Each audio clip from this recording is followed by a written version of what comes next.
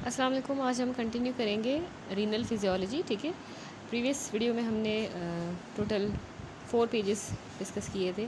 Daily की basis पे अगर हम 4 पेजेस जो है फर्स्ट ईयर यूएसएमएल बुक से कवर करेंगे तो इंशाल्लाह 3 मंथ्स में जो है हम इजीली ये बुक कवर कर लेंगे। ठीक है, तो आज टोटल 4 पेजेस जो हैं वो होंगे इस फिजियोलॉजी के बारे में। स्टार्ट करते हैं। सबसे पहले यहाँ पर इसने ट्रांसपोर्ट पैथोलॉजी जो फिजियोलॉजी है वो समझाई है। ठीक है, नेफ्रॉन की ट्रांसपोर्ट फिजियोलॉजी। तो सबसे पहले देखिए, अर्ली जो प्रॉक्सिमल कन्वोल्यूटेड ट्यूब्यूल होता है ना, जो नेफ्रॉन होता है उसमें जो अर्ली प्रॉक्सिमल कन्वोल्यूटेड ट्यूब्यूल है, ये नेफ्रॉन का सबसे पहला हिस्सा होता है जहाँ पे ब्रश बॉर्डर मौजूद होता है। याद रखें, वहाँ ब्रश बॉर्डर है जो अब्जॉर्प्शन के लिए सरफेस एरिया बढ़ाता है। ठीक है, तो एक तो यहाँ पे रीअब्जॉर्प्शन होती है। क्या जज़ब होता है, रीअब्जॉर्ब होता है ये, यानी ये सेगमेंट तमाम ग्लूकोज को और अमाइनो एसिड्स को ना मुकम्मल तौर पर रीअब्जॉर्ब कर लेता है। यहाँ पर आप ये पिक्चर भी देखें तो साथ साथ दोनों पिक्चर्स मैंने खोली हैं। ये भी जो है वो अर्ली प्रॉक्सिमल कन्वोल्यूटेड ट्यूब्यूल दिखाया है।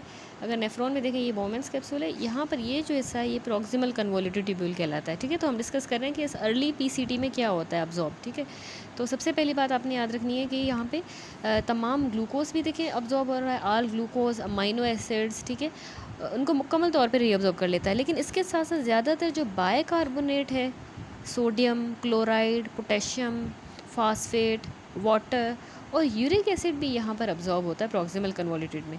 अब आइसोटोनिक अब्जॉर्प्शन कह रहा है कि यहाँ होने वाली अब्जॉर्प्शन आइसोटोनिक होती है, यानी पानी और सॉल्यूट्स ना बराबर मिकदार में यहाँ रीअब्जॉर्ब होते हैं।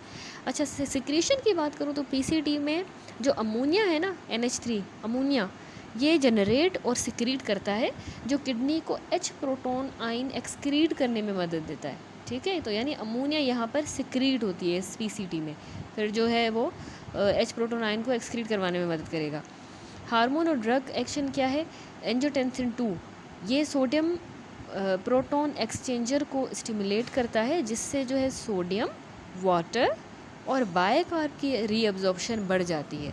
ठीक है, कॉन्ट्रैक्शन एल्कलोसिस होता है। यहाँ पर आपको फिगर में भी ये नज़र आ रहा होगा। ठीक है, ये देखें, ये एंजियोटेंसिन 2 है ना, इसकी मैं बात कर रही हूँ। क्या होता है कि कॉन्ट्रैक्शन एल्कलोसिस तब होती है जब जिस्म से पानी और सोडियम क्लोराइड की बड़ी मिकदार जो है ना लूज़ हो जाती है ना, जबकि जिस्म में मौजूद बायकार्ब की कुल मिकदार वही रहती है। तो इस पानी की कमी यानी एक्स्ट्रासेलुलर फ्लूइड वॉल्यूम कॉन्ट्रैक्शन की वजह से ब्लड में बायकार्ब की कंसनट्रेशन बढ़ जाती है, जो एल्कलोसिस का सबब बनती है। ठीक है, तो इसका एक अहम तरीन मैकेनिज़्म इस तरह है कि ये जो एंजियोटेंसिन 2 है, इसकी एक्टिवेशन यानी जब जिस्म में देखिए फ्लूइड या वॉल्यूम कम होता है ना, तो हमें पता है कि रास सिस्टम एक्टिवेट होता है। अब इस प्रॉक्सिमल कन्वोल्यूटेड ट्यूब्यूल पर असर करता है एंजियोटेंसिन 2 अर्ली पीसीटी पर मौजूद सोडियम प्रोटोन, ये सोडियम प्रोटोन जो पंप एक्सचेंजर है, इसको एंजियोटेंसिन 2 स्टिमुलेट करेगा। ठीक है, इसकी स्टिमुलेशन के नतीजे में होगा यूँ कि सोडियम, वाटर और बायकार्ब की रीअब्जॉर्प्शन बहुत ज़्यादा बढ़ जाती है। तो किडनी फ्लूइड वॉल्यूम को बचाने के चक्कर में ज़्यादा से ज़्यादा बायकार्ब खून में वापस जज़ब कर लेती है, जो अल्कलोसिस को मज़ीद बढ़ावा देता है और मेंटेन रखता है। तो इसलिए इसको कॉन्ट्रैक्शन अल्कलोसिस कह रहे हैं। ठीक है, तो इसके अलावा अगर मैं बात करूँ पीसीटी में एसिटाजोलामाइड, ये आपको पता है ये कार्बोनिक एनहाइड्रेज इनहिबिटर दवा होती है जो यहाँ काम करती है और बायकार्ब की रीअब्जॉर्प्शन को रोकती है। तो पीसीटी में एंजियोटेंसिन 2 का भी है, ग्लूकोज सारी अब्जॉर्ब होती है, अमाइनो एसिड्स। ठीक है, अमोनिया सिक्रीट हो रहा है, आइंस भी सारे रीअब्जॉर्ब हो रहे हैं, और एसिटाजोलामाइड का एक्शन भी यहाँ पीसीटी में होता है जो बायकार्ब की रीअब्जॉर्प्शन को रोकता है। सोडियम ग्लूकोज ट्रांसपोर्ट 2 इनहिबिटर जो ड्रग्स होती हैं, ये ग्लूकोज की रीअब्जॉर्प्शन को रोकती हैं, ग्लूकोज यूरिया करवाती है, यूरिन में ग्लूकोज करवाती हैं, SGLT2 इनहिबिटर्स। तो ये भी यहाँ पर ही अपाइकल मेम्ब्रेन पर जो है एक्ट करती हैं। ठीक है, तो ये पीसीटी के आपको सारे पता हों एक्शंस के कौन सी ड्रग्स यहाँ पे एक्ट कर रही हैं। उसके बाद आ जाए अगले कंपोनेंट पे of the nephron, which is a loop of Henle. यहाँ पिक्चर में भी आपको नज़र आ रहा है, ये होता है loop of Henle. Loop of Henle नीचे जाने वाला पतला हिस्सा है। वाटर की रीअब्जॉर्प्शन, ये सेगमेंट ना वाटर को पैसिवली रीअब्जॉर्ब करता है, क्योंकि मेड्यूला में हाइपरटोनिसिटी यानी ज़्यादा कंसनट्रेशन होती है, इसलिए ये पैसिवली भी रीअब्जॉर्ब करेगा वाटर को, एक्टिव नहीं है, पैसिव है। ठीक है, इसकी पिक्चर है यहाँ पे, ये थिक असेंडिंग लिम्ब है, और हाँ ये दिखाया है इसने थिक असेंडिंग लिम्ब। ठीक है, साथ साथ ये भी देखें। इसके अलावा इम्परमिएबिलिटी की बात करें तो ये हिस्सा ना सोडियम के लिए इम्परमिएबल होता है, यानी नमक को गुजरने नहीं देता लूप ऑफ हेनले। ठीक है, अभी मैं बात कर रही हूँ थिन डिसेंडिंग लूप की। थिन डिसेंडिंग में वाटर पैसिवली हो रहा है और इम्परमिएबल है टू द सोडियम। ठीक है, और कंसनट्रेटिंग सेगमेंट है, यानी पानी निकालने की वजह से यूरिन यहाँ बहुत ज़्यादा हाइपरटोनिक हो जाता है, यानी गाढ़ा हो जाता है, समझ लें। ठीक है, अब आ जाए थिक असेंडिंग, ऊपर जाने वाला थिक असेंडिंग लूप। तो ये वाली पिक्चर थिक असेंडिंग लूप की बनी हुई है। इसका यूँ है कि थिक असेंडिंग जो लिम्ब होता है लूप ऑफ हेनले का, ये ऊपर जाने वाला हिस्सा है, यहाँ पे ट्रांसपोर्ट मैकेनिज्म है कि ये एक्टिव तरीके से सोडियम, पोटेशियम और 2 क्लोराइड को रीअब्जॉर्ब करता है विया NKCC2 को ट्रांसपोर्टर, NKCC2 को ट्रांसपोर्टर। ठीक है, इसमें एक्टिव तरीके से होगा रीअब्जॉर्ब। तो याद रखिए कि लूमन पे जो है पॉजिटिव पोटेंशियल है, क्योंकि देखिए पोटेशियम जो है उसके बैक लीक होने की वजह से एक पॉजिटिव पोटेंशियल बनता है। ठीक है, क्योंकि पोटेशियम जो है ना बैक लीक हो रहा है, तो उसके एक पॉजिटिव पोटेंशियल बनता है जो पैरासेलुलर पाथवे के ज़रिए मैग्नीशियम को भी और दूसरा इस कैल्शियम को, इनको पैरासेलुलर पाथवे के ज़रिए रीअब्जॉर्प्शन की ड्राइव करवाता है। ये क्यों हो रहे हैं पैरासेलुलरली? क्योंकि पोटेशियम बैक लीक की वजह से पॉजिटिविटी क्रिएट हुई है, तो उसने उसको अट्रैक्ट किया है। ठीक है, दूसरा मैंने यहाँ बताया सोडियम पोटेशियम 2 क्लोराइड ट्रांसपोर्टर है, वो भी थिक असेंडिंग लूप में है। इसके अलावा ड्रग का एक्शन यहाँ पर याद रखें, थिक असेंडिंग में लूप डायूरेटिक एक्ट करती है, जैसे कि फ्यूरोसिमाइड। ठीक है, वो इस सोडियम पोटेशियम 2 क्लोराइड जो चैनल है ना, इस ट्रांसपोर्टर को लूप डायूरेटिक फ्यूरोसिमाइड ब्लॉक करती है, इनहिबिट करती है। ठीक है, अब आ जाए अगले कंपोनेंट पे, which is the early distal convoluted tubule. ये है डिस्टल कन्वोल्यूटेड ट्यूब्यूल हिस्सा। यहाँ पर इसकी दूसरी पिक्चर भी बनी हुई है। ये सेगमेंट ना सोडियम और क्लोराइड को रीअब्जॉर्ब करता है विया NCC को ट्रांसपोर्टर। ठीक है, सोडियम क्लोराइड को ट्रांसपोर्टर है, इसके ज़रिए ये सोडियम क्लोराइड यहाँ से रीअब्जॉर्ब होता है। लेकिन ये भी वाटर के लिए इम्परमिएबल है, इसलिए यूरिन यहाँ पे मज़ीद डाइल्यूट हो जाता है। पीछे हमने देखा था ना कि जो थिक असेंडिंग लूप है ये इम्परमिएबल है और वाटर को मुकम्मल इम्परमिएबल होता है, यानी सॉल्यूट निकालने और पानी निकालने की वजह से यूरिन यहाँ डाइल्यूट हो जाता है, हाइपोटोनिक हो जाता है। इसलिए इसको हम डाइल्यूटिंग सेगमेंट भी कहते हैं। किसको? Thick ascending loop of Henle को हम डाइल्यूटिंग सेगमेंट कह रहे हैं, क्योंकि ये सेगमेंट वाटर के लिए बिल्कुल इम्परमिएबल है, वाटर यहाँ से नहीं हो रहा। तो सॉल्यूट्स निकालने और पानी ना निकलने की वजह से, सॉल्यूट निकल रहे हैं पानी नहीं निकल रहा, तो यूरिन यहाँ डाइल्यूट हो जाएगा। ठीक है, इसीलिए it is also known as a diluting segment. लेकिन जो डिस्टल कन्वोल्यूटेड ट्यूब्यूल है ये भी वाटर को के लिए इम्परमिएबल है, इसलिए यूरिन और ज़्यादा डाइल्यूट हो जाता है। इसके अलावा DCT पे थायाजाइड डायूरेटिक, वहाँ पे लूप डायूरेटिक एक्ट कर रही थी। डिस्टल कन्वोल्यूटेड पे हमारे पास जो है वो थायाजाइड डायूरेटिक्स एक्ट करती हैं, सोडियम क्लोराइड को ट्रांसपोर्टर को ब्लॉक करती हैं। इसके अलावा पैराथायरॉयड हार्मोन जो है कैल्शियम सोडियम एक्सचेंज को बढ़ाता है, जिससे कैल्शियम की रीअब्सॉर्प्शन बढ़ती है पैराथायरॉयड हार्मोन के नतीजे से। ठीक है, वो भी इसी DCT पे एक्ट करता है। फिर आती है हमारी कलेक्टिंग ट्यूब्यूल। ये है पूरी कलेक्टिंग ट्यूब्यूल। ये नेफ्रॉन का आखिरी हिस्सा है जहाँ पर यूरिन की फाइनल कंसंट्रेशन और एसिड बेस बैलेंस डिसाइड होता है। तो यहाँ ना 2 तरह के सेल्स होते हैं, एक होते हैं इसमें कलेक्टिंग में प्रिंसिपल सेल्स, दूसरे होते हैं हमारे पास जो है वो इंटरकलेटेड सेल्स। ठीक है, ये इसने पूरी कलेक्टिंग ट्यूब्यूल दिखाई है। ये है इंटरकलेटेड सेल्स, ये है प्रिंसिपल सेल्स, ये है वो कलेक्टिंग ट्यूब्यूल। अभी जूम इन करके आप पिक्चर समझे कि यहाँ हो क्या रहा है। सबसे पहले देखें जो प्रिंसिपल सेल्स होते हैं, इसमें आपने याद रखना है कि इनका फंक्शन ये होता है कि सोडियम को जो है वो करते हैं।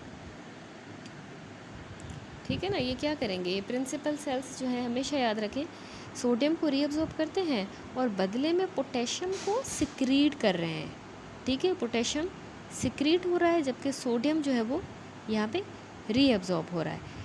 इसके अलावा एल्डोस्टेरोन जो हमारा मिनरलोकॉर्टिकोइड रिसेप्टर पर यहाँ पर एक्ट करके मैसेंजर RNA की सिंथेसिस बढ़ाता है, जिससे अपाइकल, ये अपाइकल मेम्ब्रेन है ना, जिससे apical potassium conductance, sodium potassium pump और एपिथेलियल जो सोडियम चैनल है, सोडियम चैनल, इनकी एक्टिविटी बढ़ जाती है। तो इससे लूमेन में नेगेटिव पोटेंशियल हो जाता है, जो पोटेशियम की सिक्रीशन को फिर तेज़ कर देता है।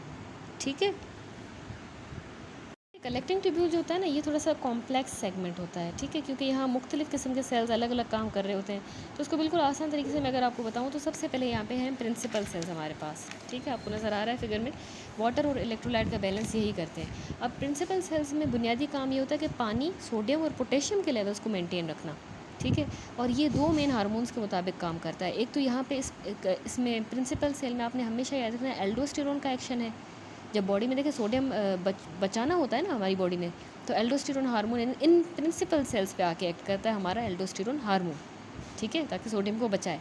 अब ये सेल्स के इनर साइड पे हमारे पास क्या है, जो है सोडियम पोटेशियम पंप है, ये इनर साइड पे कहाँ गया, ये है इनर साइड पे, यहाँ पे ब्लड है ना, बेसोलेटरल मेम्ब्रेन या अपाइकल मेम्ब्रेन, तो सोडियम पोटेशियम पंप है इनर साइड पे, इसकी एक्टिविटी को बढ़ा देता है हमारा एल्डोस्टेरोन। और अपाइकल साइड यानी यहाँ पे यूरिन बनेगा, यूरिन वाली साइड पे एपिथेलियल सोडियम चैनल्स खोल देता है। ये कौन कर रहा है, एपिथेलियल सोडियम चैनल्स को खोल रहा है, ये हमारा एल्डोस्टेरोन।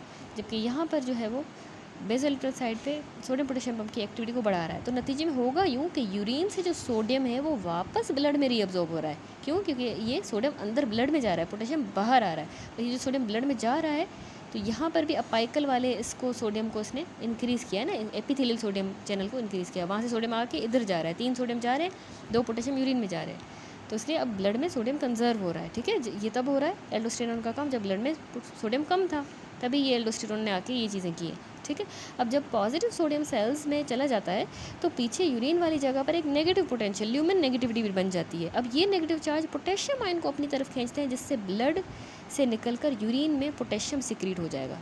ठीक हो, ये पोटेशियम यूरिन में आ गया। अब ये हो गया पूरा प्रिंसिपल सेल्स पर कलेक्टिंग ट्यूब्यूल में एल्डोस्टेरोन का काम। अब दूसरा एक्शन है हमारे इस प्रिंसिपल सेल्स पे एंटी डायूरेटिक हार्मोन का एक्शन।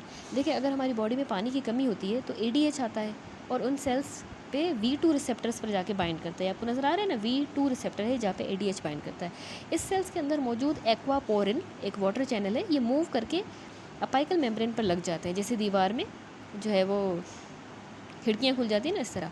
तो इन खिड़कियों के ज़रिए यूरिन से समझे वाटर तेज़ी से रीअब्जॉर्ब होकर और ना ब्लड में हमारे पास वाटर आ जाता है और यूरिन गाढ़ा हो जाता है, क्योंकि सारा वाटर ये इधर आ रहा है। ठीक है, डायूरेटिक का एक्शन, एक और डायूरेटिक भी यहाँ पे अब तीसरी बात है कि एक्ट करते हैं, एक तो अमाइलोराइड और ट्राइएम्पटेरिन।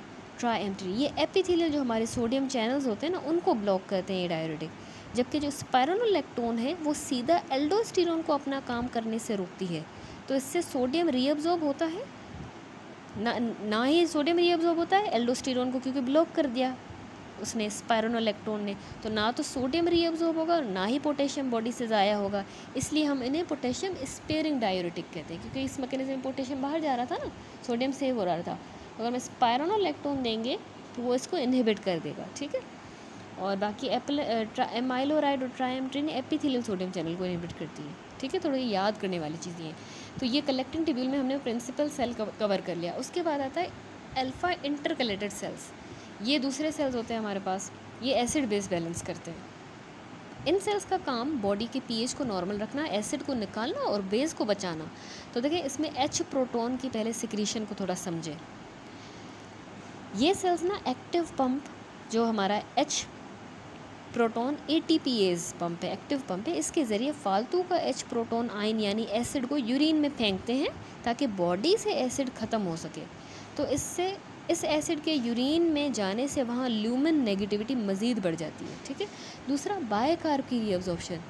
जब एसिड यूरिन में चला जाता है तो उसके बदले में बायकार्बोनेट यानी बेस ब्लड में वापस रीअब्जॉर्ब कर लिया जाता है विया बायकार्ब क्लोराइड एक्सचेंजर। ये आपको नज़र आ रहा है, बायकार्ब क्लोराइड एक्सचेंजर के ज़रिए ब्लड में वापस रीअब्जॉर्ब कर लिया जाता है। ठीक है, ताकि ब्लड का pH मेंटेन रहे। यानी यूरिन में एसिड चला गया तो उसके बदले में बायकार्ब फिर चला गया ब्लड में, और बायकार्ब के बदले में क्लोराइड भी अंदर वापस गया यूरिन में। तो समरी यही है कि जो कलेक्टिंग ट्यूब्यूल है उसमें प्रिंसिपल सेल्स जो है वो सोडियम और वाटर को अंदर लेते हैं, पोटेशियम को बाहर फेंकते हैं।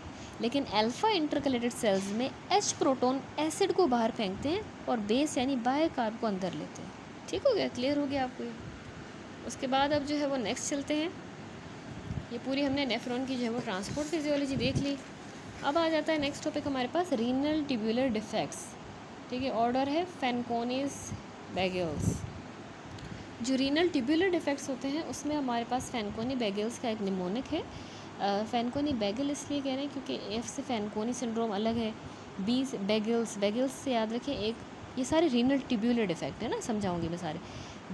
बेगल से बार्टर सिंड्रोम है, गिटलमैन सिंड्रोम, लिडल सिंड्रोम और सेम। ठीक है, syndrome of apparent mineralocorticoid excess SAME. ठीक है, ये सारे सिंड्रोम्स हैं। सबसे पहले आते हैं फैनकोनी सिंड्रोम पे। यहाँ पे ये पिक्चर है कि किस में कहाँ पे इशू हो रहा है। सबसे पहले आप डिटेल में समझिए। फैनकोनी सिंड्रोम ना, यहाँ प्रॉक्सिमल कन्वोल्यूटेड ट्यूब्यूल में जनरलाइज्ड रीअब्जॉर्प्शन का डिफेक्ट होता है। तो इसकी वजह से अभी मैंने आपको समझाया कि प्रॉक्सिमल कन्वोल्यूटेड ट्यूब्यूल में अमीनो एसिड, ग्लूकोज और बायकार्ब साल्ट्स वगैरह होते हैं अब्जॉर्ब। तो इसकी वजह से अब डिफेक्ट यहाँ है पीसीडी में, तो अमीनो एसिड, ग्लूकोज, बायकार्ब और फॉस्फेट जो है ये यूरिन में ज़्यादा एक्सक्रीट होते हैं, निकलते हैं, क्योंकि रीअब्जॉर्ब नहीं हो रहे तो यूरिन में ज़्यादा एक्सक्रीट हो जाएंगे। ठीक है, तो ये डिफेक्ट है। अब इसके इफ़ेक्ट क्या होंगे? इफ़ेक्ट्स में ये कि मेटाबॉलिक एसिडोसिस होगा, प्रॉक्सिमल रीनल ट्यूबुलर एसिडोसिस, हाइपोफॉस्फेटीमिया और हाइपोकैलीमिया।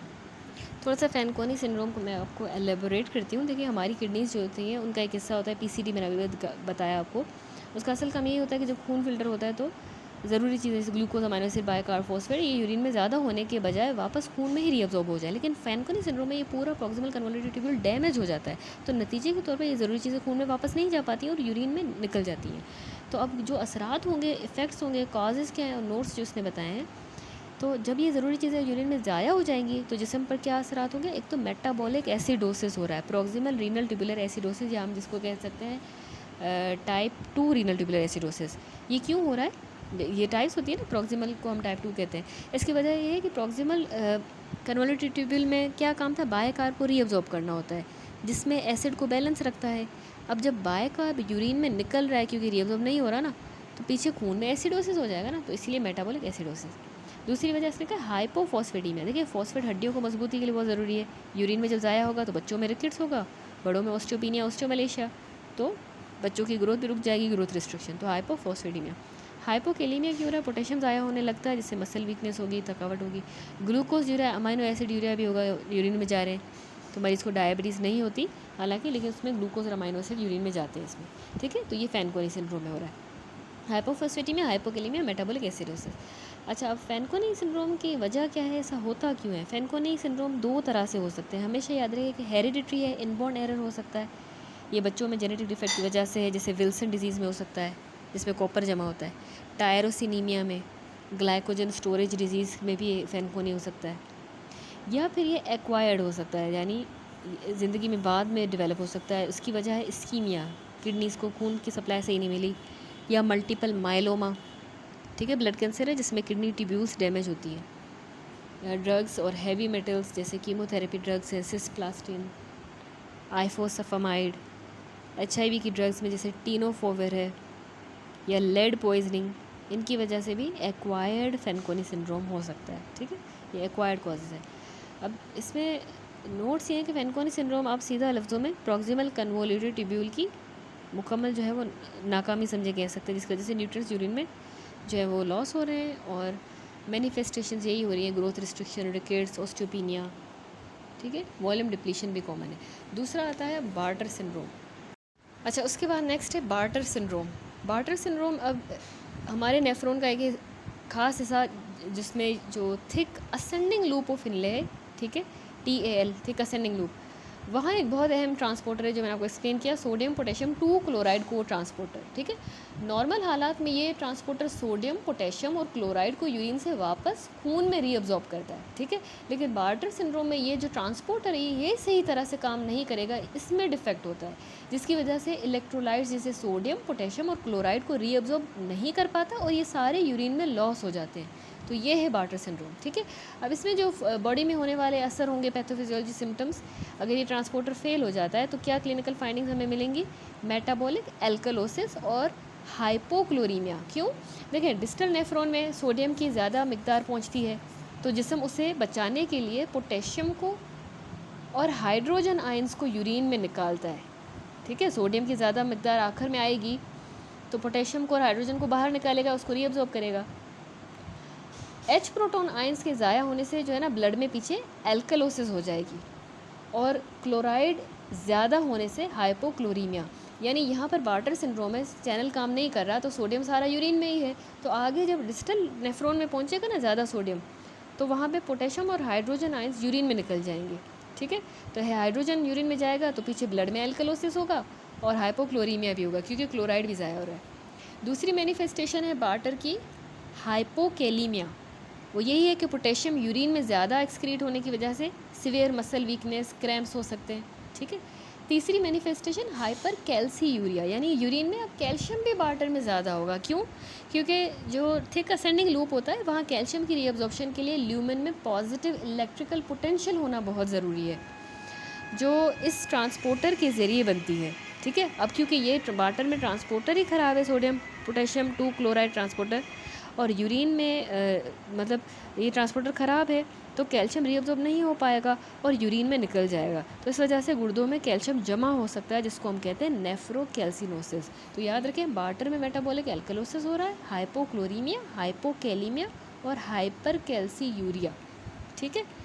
अब normal to low blood pressure, जैसे जिस्म में लगातार नमक और पानी ज़ाया होने के बावजूद रास सिस्टम एक्टिवेट हो जाता है, रेनिन ज़्यादा होगा, एल्डोस्टेरोन ज़्यादा होगा, लेकिन ब्लड प्रेशर आमतौर पर नॉर्मल ही रहता है क्योंकि वेसल्स जो है वो रेजिस्टिव नहीं रहती, ठीक है। तो नॉर्मल टू लो बीपी हो सकता है। अच्छा, कॉजेज़ क्या है इसके बार्टर सिंड्रोम के? ऑटोजोमल रिसेसिव है, यानी ये पैदाइशी जेनेटिक बीमारी होती है जो ऑटोजोमल रिसेसिव इनहेरिटेंस के ज़रिए होती है। इसका मतलब है कि बच्चों में अर्ली एज यानी इन्फेंसी या चाइल्डहुड में ही ये ज़ाहिर हो जाती है, ठीक हो गया। अच्छा, एक क्लिनिकल इंपॉर्टेंट पॉइंट है कि बार्टर सिंड्रोम की प्रेजेंटेशन बिल्कुल क्रोनिक लूप डायूरेटिक जैसे फ्यूरोसिमाइड या लेसिक्स की तरह इस्तेमाल जैसी हो सकती है, जैसे लगे कि पेशेंट ने लेसिक्स यूज़ किए, क्योंकि फ्यूरोसिमाइड में भी हमें पता है सोडियम पोटेशियम 2 क्लोराइड जो ट्रांसपोर्टर होता है वही ब्लॉक होता है। इसलिए अगर कोई हेल्दी शख्स छुप कर लेसिक्स खा रहा हो, समझें डायूरेटिक का अब्यूज़ कर रहा हो फॉर सपोज, तो उसकी भी रिपोर्ट्स बिल्कुल बार्टर सिंड्रोम जैसी ही आएंगी। मेटाबॉलिक एल्कलोसिस, हाइपोक्लोरीमिया, हाइपोकैलीमिया एंड हाइपरकैल्सीयूरिया, ठीक है। नेक्स्ट आता है गिटलमैन सिंड्रोम, ये भी रीनल ट्यूबुलर डिफेक्ट है, गिटलमैन सिंड्रोम। अच्छा, गिटलमैन सिंड्रोम हमारे नेफ्रॉन का जो अगला हिस्सा यानी डिस्टल कन्वोल्यूटेड ट्यूब्यूल DCT, यहाँ पर एक ट्रांसपोर्टर होता है, थायाजाइड सेंसिटिव होता है, सोडियम क्लोराइड को ट्रांसपोर्ट जिसको हम कहते हैं, ये थायाजाइड सेंसिटिव है। ये ट्रांसपोर्टर सोडियम को और क्लोराइड को रीअब्जॉर्ब करता है। तो गिटलमैन सिंड्रोम में ये DCT में मौजूद सोडियम क्लोराइड को ट्रांसपोर्ट में डिफेक्ट होगा, लॉस ऑफ फंक्शन होता है। इसकी वजह से DCT में सोडियम और क्लोराइड की रीअब्जॉर्प्शन रुक जाती है और नमक यूरिन में ज़्यादा होने लगता है। तो क्या असरात होंगे बॉडी पे? Metabolic alkalosis. क्यों? क्योंकि बार्टर सिंड्रोम की तरह जब सोडियम रीअब्जॉर्ब नहीं हो रहा और डिस्टल कलेक्टिंग डक्ट तक ज़्यादा सोडियम पहुंचेगा, तो सोडियम को बचाने के लिए बॉडी क्या करेगी, नेफ्रॉन क्या करेगा, पोटेशियम को और हाइड्रोजन आयन को यूरिन में निकाल देगा। अब हाइड्रोजन यूरिन में चला गया तो पीछे मेटाबॉलिक एल्कलोसिस हो जाएगी और हाइपोक्लोरीमिया भी होगा क्योंकि क्लोराइड भी लॉस हो रहा है। दूसरा, गिटलमैन में हाइपोकैलीमिया यहाँ भी हो रहा है, वही पोटेशियम जा रहा है, मसल वीकनेस होगी। तीसरा, हाइपोमैग्नीसीमिया, बार्टर में हाइपरकैल्सीयूरिया, कैल्शियम ज़्यादा हो रहा था, ठीक है, क्योंकि वो यहाँ पे सिक्रीट होता है। लेकिन गिटलमैन सिंड्रोम में याद रखें हाइपोमैग्नीसीमिया। क्यों? क्योंकि डिस्टल कन्वोल्यूटेड ट्यूब्यूल में आपको पता है मैग्नीशियम चैनल्स होते हैं, TRPM6 हम उसको कहते हैं, एक मैग्नीशियम चैनल है, डिस्टल कन्वोल्यूटेड ट्यूब्यूल में होता है जो मैग्नीशियम को रीअब्जॉर्ब करता है। तो गिटलमैन सिंड्रोम में ये चैनल डाउन रेगुलेट हो जाते हैं, जिसकी वजह से सिवियर मैग्नीशियम वेस्टिंग होती है। ये फीचर बार्टर सिंड्रोम में आमतौर पर नॉर्मल होता है, ठीक है, ये हमें गिटलमैन में मिल रहा है। अच्छा, पीछे जो अभी हमने डिस्कस किया बार्टर सिंड्रोम, यहाँ पर हाइपरकैल्सीयूरिया हो रहा था, कैल्शियम यूरिन में ज़्यादा लॉस हो रहा है। क्यों? क्योंकि यहाँ पर हमने डिस्कस किया था कि जो thick ascending loop of Henle होता है, ठीक है, यहाँ पर बार्टर सिंड्रोम में मसला क्या है कि सोडियम पोटेशियम 2 क्लोराइड ट्रांसपोर्टर जो है वो बार्टर सिंड्रोम में डिसरप्ट हो जाता है। अगर नॉर्मली ये होता है कि ये सोडियम पोटेशियम 2 क्लोराइड वर्क करता है, ठीक है, और फिर जो है थोड़ा बहुत पोटेशियम बैक लीक होने की वजह से पीछे जो है अपाइकल मेम्ब्रेन पे एक पॉजिटिव पोटेंशियल क्रिएट होता है। नॉर्मली ये पॉजिटिव पोटेंशियल जो है ये कैल्शियम और मैग्नीशियम को पैरासेल्युलर रीअब्जॉर्प्शन करवा रहा था, हमने डिस्कस किया था, ठीक है। तो अगर बार्टर सिंड्रोम में ये ट्रांसपोर्टर ख़राब है, सोडियम पोटेशियम 2 क्लोराइड, तो पोटेशियम बैक लीक नहीं होगा, तो पॉजिटिव पोटेंशियल नहीं बनेगा, तो कैल्शियम रीअब्जॉर्ब नहीं होगा पैरासेल्युलर के ज़रिए, तो इसीलिए यूरिन में कैल्सीयूरिया ज़्यादा हो रहा है, तो इसीलिए नेफ्रोकैल्सिनोसिस होती है बार्टर सिंड्रोम में। अब यहाँ पर जो गिटलमैन सिंड्रोम है उसमें इसने कहा है कि मैग्नीशियम के ट्रांसपोर्टर्स होते हैं जो गिटलमैन सिंड्रोम में ख़राब हो जाते हैं, ठीक है। क्या होता है कि ये मैग्नीशियम के जो ट्रांसपोर्टर हैं उनकी डाउन रेगुलेशन हो जाती है गिटलमैन सिंड्रोम में, जिसकी वजह से सीवियर मैग्नीशियम की वेस्टिंग होगी। इसका यहाँ कैल्शियम और मैग्नीशियम रीअब्जॉर्ब होने का मैकेनिज्म डिफरेंट है, वहाँ पैरासेल्युलर के ज़रिए था। डीसीटी में इनके अलग रिसेप्टर्स हैं, वो डाउन रेगुलेट हुए हैं गिटलमैन में, ठीक है। ऑक्सो समझ आ गया होगा। तो इसलिए अब यहाँ पे हाइपोमैग्नीसीमिया हो रहा है। और लास्टली गिटलमैन में हमारे पास हाइपोकैल्सीयूरिया भी होगा, ठीक है। हाइपोकैल्सीयूरिया भी यही कि बार्टर के बिल्कुल उल्टा है। जब डीसीटी में सोडियम की रीअब्जॉर्प्शन रुकती है तो सेल्स के अंदर सोडियम कम हो जाता है, तो उसकी वजह से बेसोलेटरल मेम्ब्रेन पर जो मौजूद सोडियम कैल्शियम एक्सचेंजर था ज़्यादा एक्टिवेट होगा और यूरिन से कैल्शियम को खींचकर खून में वापस ले आता है। नतीजे के तौर पर यूरिन में कैल्शियम बहुत कम निकलता है और यूरिन में कैल्शियम कम जाएगा, ठीक है। ठीक है, ये इसने मेंशन नहीं किया कि गिटलमैन में मेटाबॉलिक एल्कलोसिस तो हो रही है, हाइपोकैलीमिया भी मैंने आपको समझाया, ठीक है, पोटेशियम वेस्ट होगा। हाइपोमैग्नीसीमिया का भी पूरा मैकेनिज्म समझाया कि ये चैनल डाउन रेगुलेट हो गए। और चौथा याद रखें, गिटलमैन में हाइपोकैल्सीयूरिया भी हो रहा है, यानी यूरिन में कैल्शियम कम होगा। बार्टर के बिल्कुल ऑपोजिट है गिटलमैन कैल्शियम के सिलसिले में। बार्टर में यूरिन में कैल्शियम ज़्यादा था, नेफ्रोकैल्सिनोसिस हो रहा था, लेकिन गिटलमैन में यूरिन में कैल्शियम कम होगा, हाइपोकैल्सीमिया। उसकी वजह क्या है? क्योंकि सोडियम की जब डिस्टल कन्वोल्यूटेड ट्यूब्यूल में सोडियम की रीअब्जॉर्प्शन रुक जाती है तो सेल के अंदर सोडियम कम हो जाता है। अब सेल के अंदर सोडियम कम है तो इसकी वजह से यहाँ पर ये बेसोलेटरल मेम्ब्रेन पे हमारे पास एक चैनल है, एक ट्रांसपोर्टर है जिसको हम कहते हैं सोडियम कैल्शियम ट्रांसपोर्टर, ठीक है, एक्सचेंजर।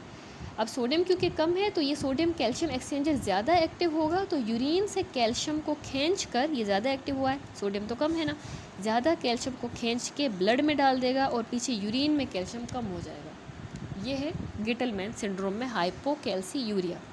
गिटलमैन में सोडियम क्लोराइड को ट्रांसपोर्टर ख़राब है, ठीक है, तो अंदर सोडियम कम है, ठीक है, सोडियम कम है तो बाहर से अंदर ब्लड वाला सोडियम इधर जाएगा और ये ज़्यादा पंप एक्टिवेट हो जाएगा ना, तो अंदर वाला ये यूरिन वाला कैल्शियम और खींच के ब्लड में जाएगा। इसी वजह से पीछे यूरिन में कैल्शियम कम हो जाता है, हाइपोकैल्सीयूरिया। तो ये इसमें इफ़ेक्ट्स होते हैं गिटलमैन में, metabolic alkalosis, hypochloremia, hypomagnesemia, hypokalemia and hypocalciuria, जबकि बार्टर में हाइपरकैल्सीयूरिया था, ठीक है। अच्छा, अब गिटलमैन भी याद रखें, ये भी ऑटोसोमल रिसेसिव ही डिसऑर्डर है, ये जेनेटिक बीमारी है, बार्टर के बिल्कुल मुकाबले में लेट चाइल्डहुड या एडल्टहुड में ज़ाहिर होती है, ठीक है, और इसकी सीवियरिटी बार्टर से थोड़ी कम होती है। अच्छा, गिटलमैन की प्रेजेंटेशन बिल्कुल इसी तरह है कि अगर जैसे पेशेंट कोई थायाजाइड डाययूरेटिक यूज़ कर रहा हो, जैसे हाइड्रोक्लोरोथायोजाइड का इस्तेमाल कर रहा हो, क्योंकि थायाजाइड क्या करते हैं, इसी सोडियम क्लोराइड को ट्रांसपोर्टर को ही ब्लॉक करते हैं ना, तो उसी तरह ही पेशेंट प्रेजेंट करेगा। उसके बाद आ जाए नेक्स्ट लिडल सिंड्रोम। अच्छा, हमारे नेफ्रॉन का आखिरी हिस्सा यानी जो कलेक्टिंग ट्यूब्यूल होती है, डक्ट्स, यहाँ पे प्रिंसिपल सेल्स पर एक अहम सोडियम चैनल होता है जिसको हम कहते हैं एपिथेलियल सोडियम चैनल। यहाँ पिक्चर देखते जाएं साथ साथ, अभी मैंने आपको पूरा एक्सप्लेन किया, ये है हमारे एपिथेलियल सोडियम चैनल इस प्रिंसिपल सेल्स पे, ठीक है। तो लिडल सिंड्रोम में गेन ऑफ फंक्शन म्यूटेशन आपने याद रखनी है, हो जाती है लिडल सिंड्रोम में, gain of function mutation. Normal हालात में जिस्म इन एपिथेलियल सोडियम चैनल्स को थोड़ी देर बाद डिग्रेड कर देता है, हमारी बॉडी में ये ख़त्म हो जाते हैं ताकि ज़्यादा सोडियम रीअब्जॉर्ब ना हो। लेकिन इस सिंड्रोम में डिग्रेडेशन मैकेनिज्म ख़राब हो गया, जिसकी वजह से एपिथेलियल सोडियम चैनल्स मेम्ब्रेन पर ही रहते हैं और बहुत ज़्यादा सोडियम को खून में वापस रीअब्जॉर्ब करते हैं लिडल सिंड्रोम में, ठीक है। तो अब क्या इफेक्ट होगा, एपिथेलियल सोडियम चैनल बहुत ज़्यादा ओवर एक्टिवेट हो गए हैं गेन ऑफ म्यूटेशन की वजह से, तो सोडियम ज़्यादा खून में गया तो बीपी बढ़ जाएगा ना, हाई ब्लड प्रेशर, ठीक है, पानी का वॉल्यूम भी एक्सपेंड होगा, हाइपरटेंशन होगा। दूसरा, मेटाबॉलिक एल्कलोसिस और हाइपोकैलीमिया। अब यहाँ मेटाबॉलिक एल्कलोसिस कैसे हो रहा है, जब एपिथेलियल सोडियम चैनल के ज़रिए ज़्यादा सोडियम अंदर आता है तो वो सेल के अंदर एक नेगेटिव ल्यूमेन पोटेंशियल बनाता है।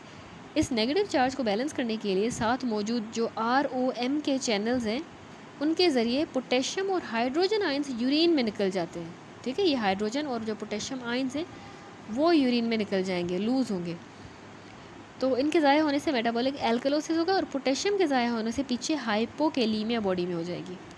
तो मेटाबॉलिक एल्कलोसिस, हाइपोकैलीमिया, हाइपरटेंशन। तीसरा, प्लाज्मा में रेनिन कम होगा और एल्डोस्टेरोन कम होगा, क्योंकि देखिए पहले से सोडियम और पानी ज़्यादा होने से बीपी हाई है, तो किडनी फीडबैक मैकेनिज्म के ज़रिए रेनिन और एल्डोस्टेरोन दोनों की प्रोडक्शन को बिल्कुल बंद कर देती है, ठीक है। तो ये होता क्यों है, ये लिडल सिंड्रोम ऑटोसोमल डोमिनेंट, हमेशा याद रखिए, it is autosomal dominant, genetic disorder जो फैमिली हिस्ट्री में चलता है, ठीक है। अच्छा, क्लिनिकल कैच है कि देखने में बिल्कुल ये हाइपर एल्डोस्टेरोन जो कौन सिंड्रोम है उसी के जैसा लगता है, क्योंकि दोनों में हाइपरटेंशन, हाइपोकेलीमिया होता है। लेकिन जब आप लैब टेस्ट करवाओगे ना तो इसमें लिडल सिंड्रोम में आपको एल्डोस्टेरोन के लेवल लो मिलेंगे, जबकि कौन सिंड्रोम में वो हाई मिलते हैं। तो ट्रीटमेंट यही है कि इसका इलाज अमाइलोराइड या ट्राईएम्प्टेरिन के ज़रिए किया जाता है, क्योंकि मैंने कहा ना ये ड्रग्स सीधा जाके इस एपिथेलियल सोडियम चैनल को ब्लॉक करती है। तो याद रखिए, स्पाइरोनोलेक्ट्रोन जो हमारा एल्डोस्टेरोन का एंटागोनिस्ट है वो इस बीमारी में काम नहीं करेगा, क्योंकि यहाँ मसला एल्डोस्टेरोन का नहीं बल्कि रिसेप्टर का अपना है, ठीक है। उसके बाद ये लास्ट है same syndrome of apparent mineralocorticoid excess. SAME क्या है, देखिए हमारे जिस्म में कॉर्टिसोल और एल्डोस्टेरोन दोनों ही हमें पता है मिनरलोकॉर्टिकॉइड रिसेप्टर्स पर, एमआर रिसेप्टर पर बाइंड करते हैं, कॉर्टिसोल भी और एल्डोस्टेरोन। अब क्योंकि देखिए ब्लड में कॉर्टिसोल की मिकदार एल्डोस्टेरोन से बहुत ज़्यादा होती है, इसलिए नेचर ने हमारे किडनी सेल्स में भी एंजाइम रखा है जिसका नाम है 11 beta hydroxy steroid dehydrogenase type 2। 11 beta hydroxy steroid dehydrogenase type 2। Normal हालत में ये एंजाइम हमारे कोर्टिसोल को बदलकर कोर्टिसोन बना देता है, जो इनएक्टिव होता है और रिसेप्टर बाइंड नहीं करता, उसको इनएक्टिवेट करता है। तो इस तरह मिनरलोकॉर्टिकॉइड रिसेप्टर पर सिर्फ हमारा एल्डोस्टेरोन ही अकेला काफ़ी रहता है, कोर्टिसोल वहाँ एक्ट नहीं करता। लेकिन सेम जो डिसऑर्डर है syndrome of apparent mineralocorticoid excess, यहाँ पर ये enzyme 11 beta hydroxy steroid dehydrogenase type 2 ये एंजाइम काम नहीं करता, ठीक है। आप इस तरह याद रखें 11 बीटा HSD2। तो नतीजे के तौर पर कोर्टिसोल कोर्टिसोन में तब्दील नहीं हो पाता और इतना ज़्यादा मिकदार में मौजूद कोर्टिसोल सीधा जाके हमारे मिनरलोकॉर्टिकॉइड रिसेप्टर्स पे एक्ट करता है, उनको ओवर एक्टिवेट कर देता है। ऐसा लगता है कि जिस्म में एल्डोस्टेरोन बहुत ज़्यादा हो गया हो, हालांकि वो कोर्टिसोल होता है जो सेम एल्डोस्टेरोन बिहेव कर रहा होता है, ठीक है। तो जिस्म पर जो होने वाले असरात होंगे इसमें एक तो सीवियर हाइपरटेंशन होगा, बीपी बहुत ज़्यादा बढ़ जाएगा, क्योंकि किडनी ट्यूब्यूल्स में सोडियम और पानी की रीअब्जॉर्प्शन बहुत बढ़ जाएगी, वॉल्यूम एक्सपेंड होगा, बीपी ज़्यादा होगा। मेटाबॉलिक एल्कलोसिस और हाइपोकेलीमिया, ज़्यादा सोडियम तो बदले में पोटेशियम और हाइड्रोजन आयन यूरिन में ज़्यादा ज़ाया होंगे, तो हाइपोकेलीमिया और एल्कलोसिस हो जाएगा। फिर प्लाज्मा और रेनिन और एल्डोस्टेरोन के लेवल हमें कम मिलेंगे, क्योंकि बीपी बढ़ा हुआ है, वॉल्यूम ज़्यादा है, फीडबैक के ज़रिए रेनिन एल्डोस्टेरोन दोनों कम है। ये हेरिडिटरी ऑटोजोमल रिसेसिव, डोमिनेंट सिर्फ एक ही था लिडल सिंड्रोम, ये भी रिसेसिव है और पैदाइशी तौर पर 11 beta HSD type 2 gene mutation की वजह से हो सकता है, ठीक है। अच्छा, एक एक्वायर्ड भी होता है same syndrome of apparent mineralocorticoid excess. Liquorice मुलट्ठी जो होती है एक जड़ी बूटी है, इस सब्सटेंस से भी ये ग्लाइसरहेटिक एसिड कहते हैं, ठीक है, इसको ग्लाइसरहेटिक एसिड, ये अगर बहुत ज़्यादा लाइकोरस खाया जाए तो ये एंजाइम ब्लॉक हो जाता है, जिससे टेम्परेरी तौर पर सेम सिंड्रोम पैदा होता है, ठीक है। अच्छा, अपेरेंट मिनरलोकॉर्टिकॉइड एक्सेस इसलिए कहते हैं इसको क्योंकि क्लिनिकल पिक्चर बिल्कुल एल्डोस्टेरोन ज़्यादा होने जैसे एक्सेस जैसी लग रही है ना, लेकिन टेस्ट कराने में पता चलता है कि एल्डोस्टेरोन असल में लो है, ठीक है। तो इसीलिए हम इसको अपेरेंट कह रहे हैं, syndrome of apparent mineralocorticoid excess, ऐसा लग रहा है, लेकिन टेस्ट में पता चलेगा अब एल्डोस्टेरोन नॉर्मल है। ट्रीटमेंट इसका ये कि हम इसमें पोटेशियम स्पेयरिंग डायूरेटिक जैसे स्पाइरोनोलेक्टोन या एप्लेरोनोन देते हैं, क्योंकि ये एमआर रिसेप्टर को जाके ब्लॉक करती हैं।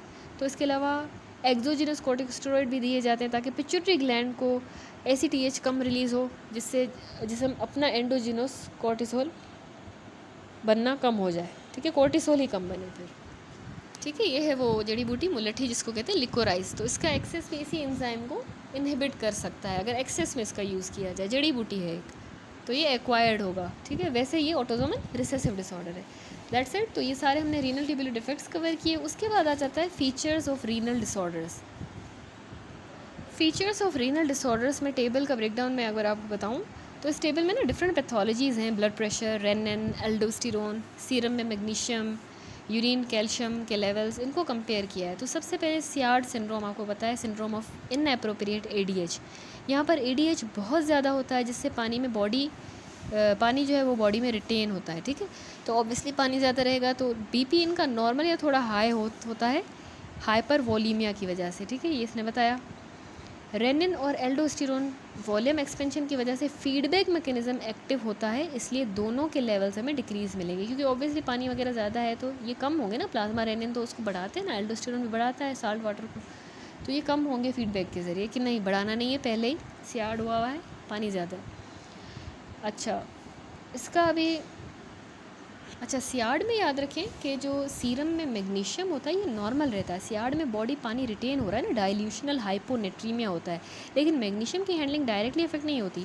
तो जीएफआर बढ़ने की वजह से थोड़ा बहुत एक्सक्रीट हो सकता है, लेकिन ओवरऑल ये नॉर्मल रहता है। और यूरिन में कैल्शियम भी नॉर्मल रहता है, क्योंकि कैल्शियम रीनल हैंडलिंग पर एडीएच का कोई डायरेक्ट मेजर इफेक्ट नहीं है, इसलिए यूरिन में कैल्शियम भी स्टैंडर्ड रेंज में है। ठीक हो गया। दूसरा आता है बार्टर सिंड्रोम, अभी हमने डिस्कस किया। बार्टर में मसला था जो है वो थिक असेंडिंग लिम्ब जो था, वहाँ पे सोडियम पोटेशियम 2 क्लोराइड जो को ट्रांसपोर्टर था उसकी डिफेक्ट की वजह से जो लूप डायोरेटिक जैसा इफेक्ट आ रहा है। तो इनका जो बीपी है वो नॉर्मल रहता है, क्योंकि बॉडी कंपनसेट कर रही है। ठीक है।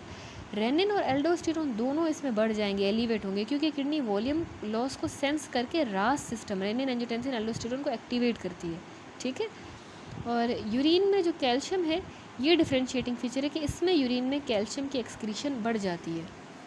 ठीक है, ज़्यादा हो जाती है। अभी हमने देखा था बार्टर में, उसकी पूरी मैंने आपको रीज़न भी समझाई थी कि वो जो चैनल है सोडियम पोटेशियम 2 क्लोराइड वो ब्लॉक होने से लूमन में पॉजिटिव पोटेंशियल ख़त्म हो गया, तो कैल्शियम रीअब्जॉर्ब नहीं हो पाता और यूरिन में पास हो जाता है, तो हाइपर कैल्सीयूरिया हो रहा है। लेकिन मैग्नीशियम नॉर्मल ही रहेगा, क्योंकि मैग्नीशियम जो है थिक असेंडिंग लिम्ब में पैरासेलुलर रीअब्जॉर्प्शन डिस्टर्ब होती है, मगर लूप ऑफ फैलने के बाद जो डिस्टल सेगमेंट है वहाँ पर तो मैग्नीशियम थोड़ा बहुत कंपनसेट हो रहा है ना, 2 ट्रांसपोर्टर थे ना मैग्नीशियम के, तो वहाँ पे हो जाता है, इसलिए सीरम में मैग्नीशियम नॉर्मल ही रहता है या माइल्डली इफेक्ट होता है। ठीक है।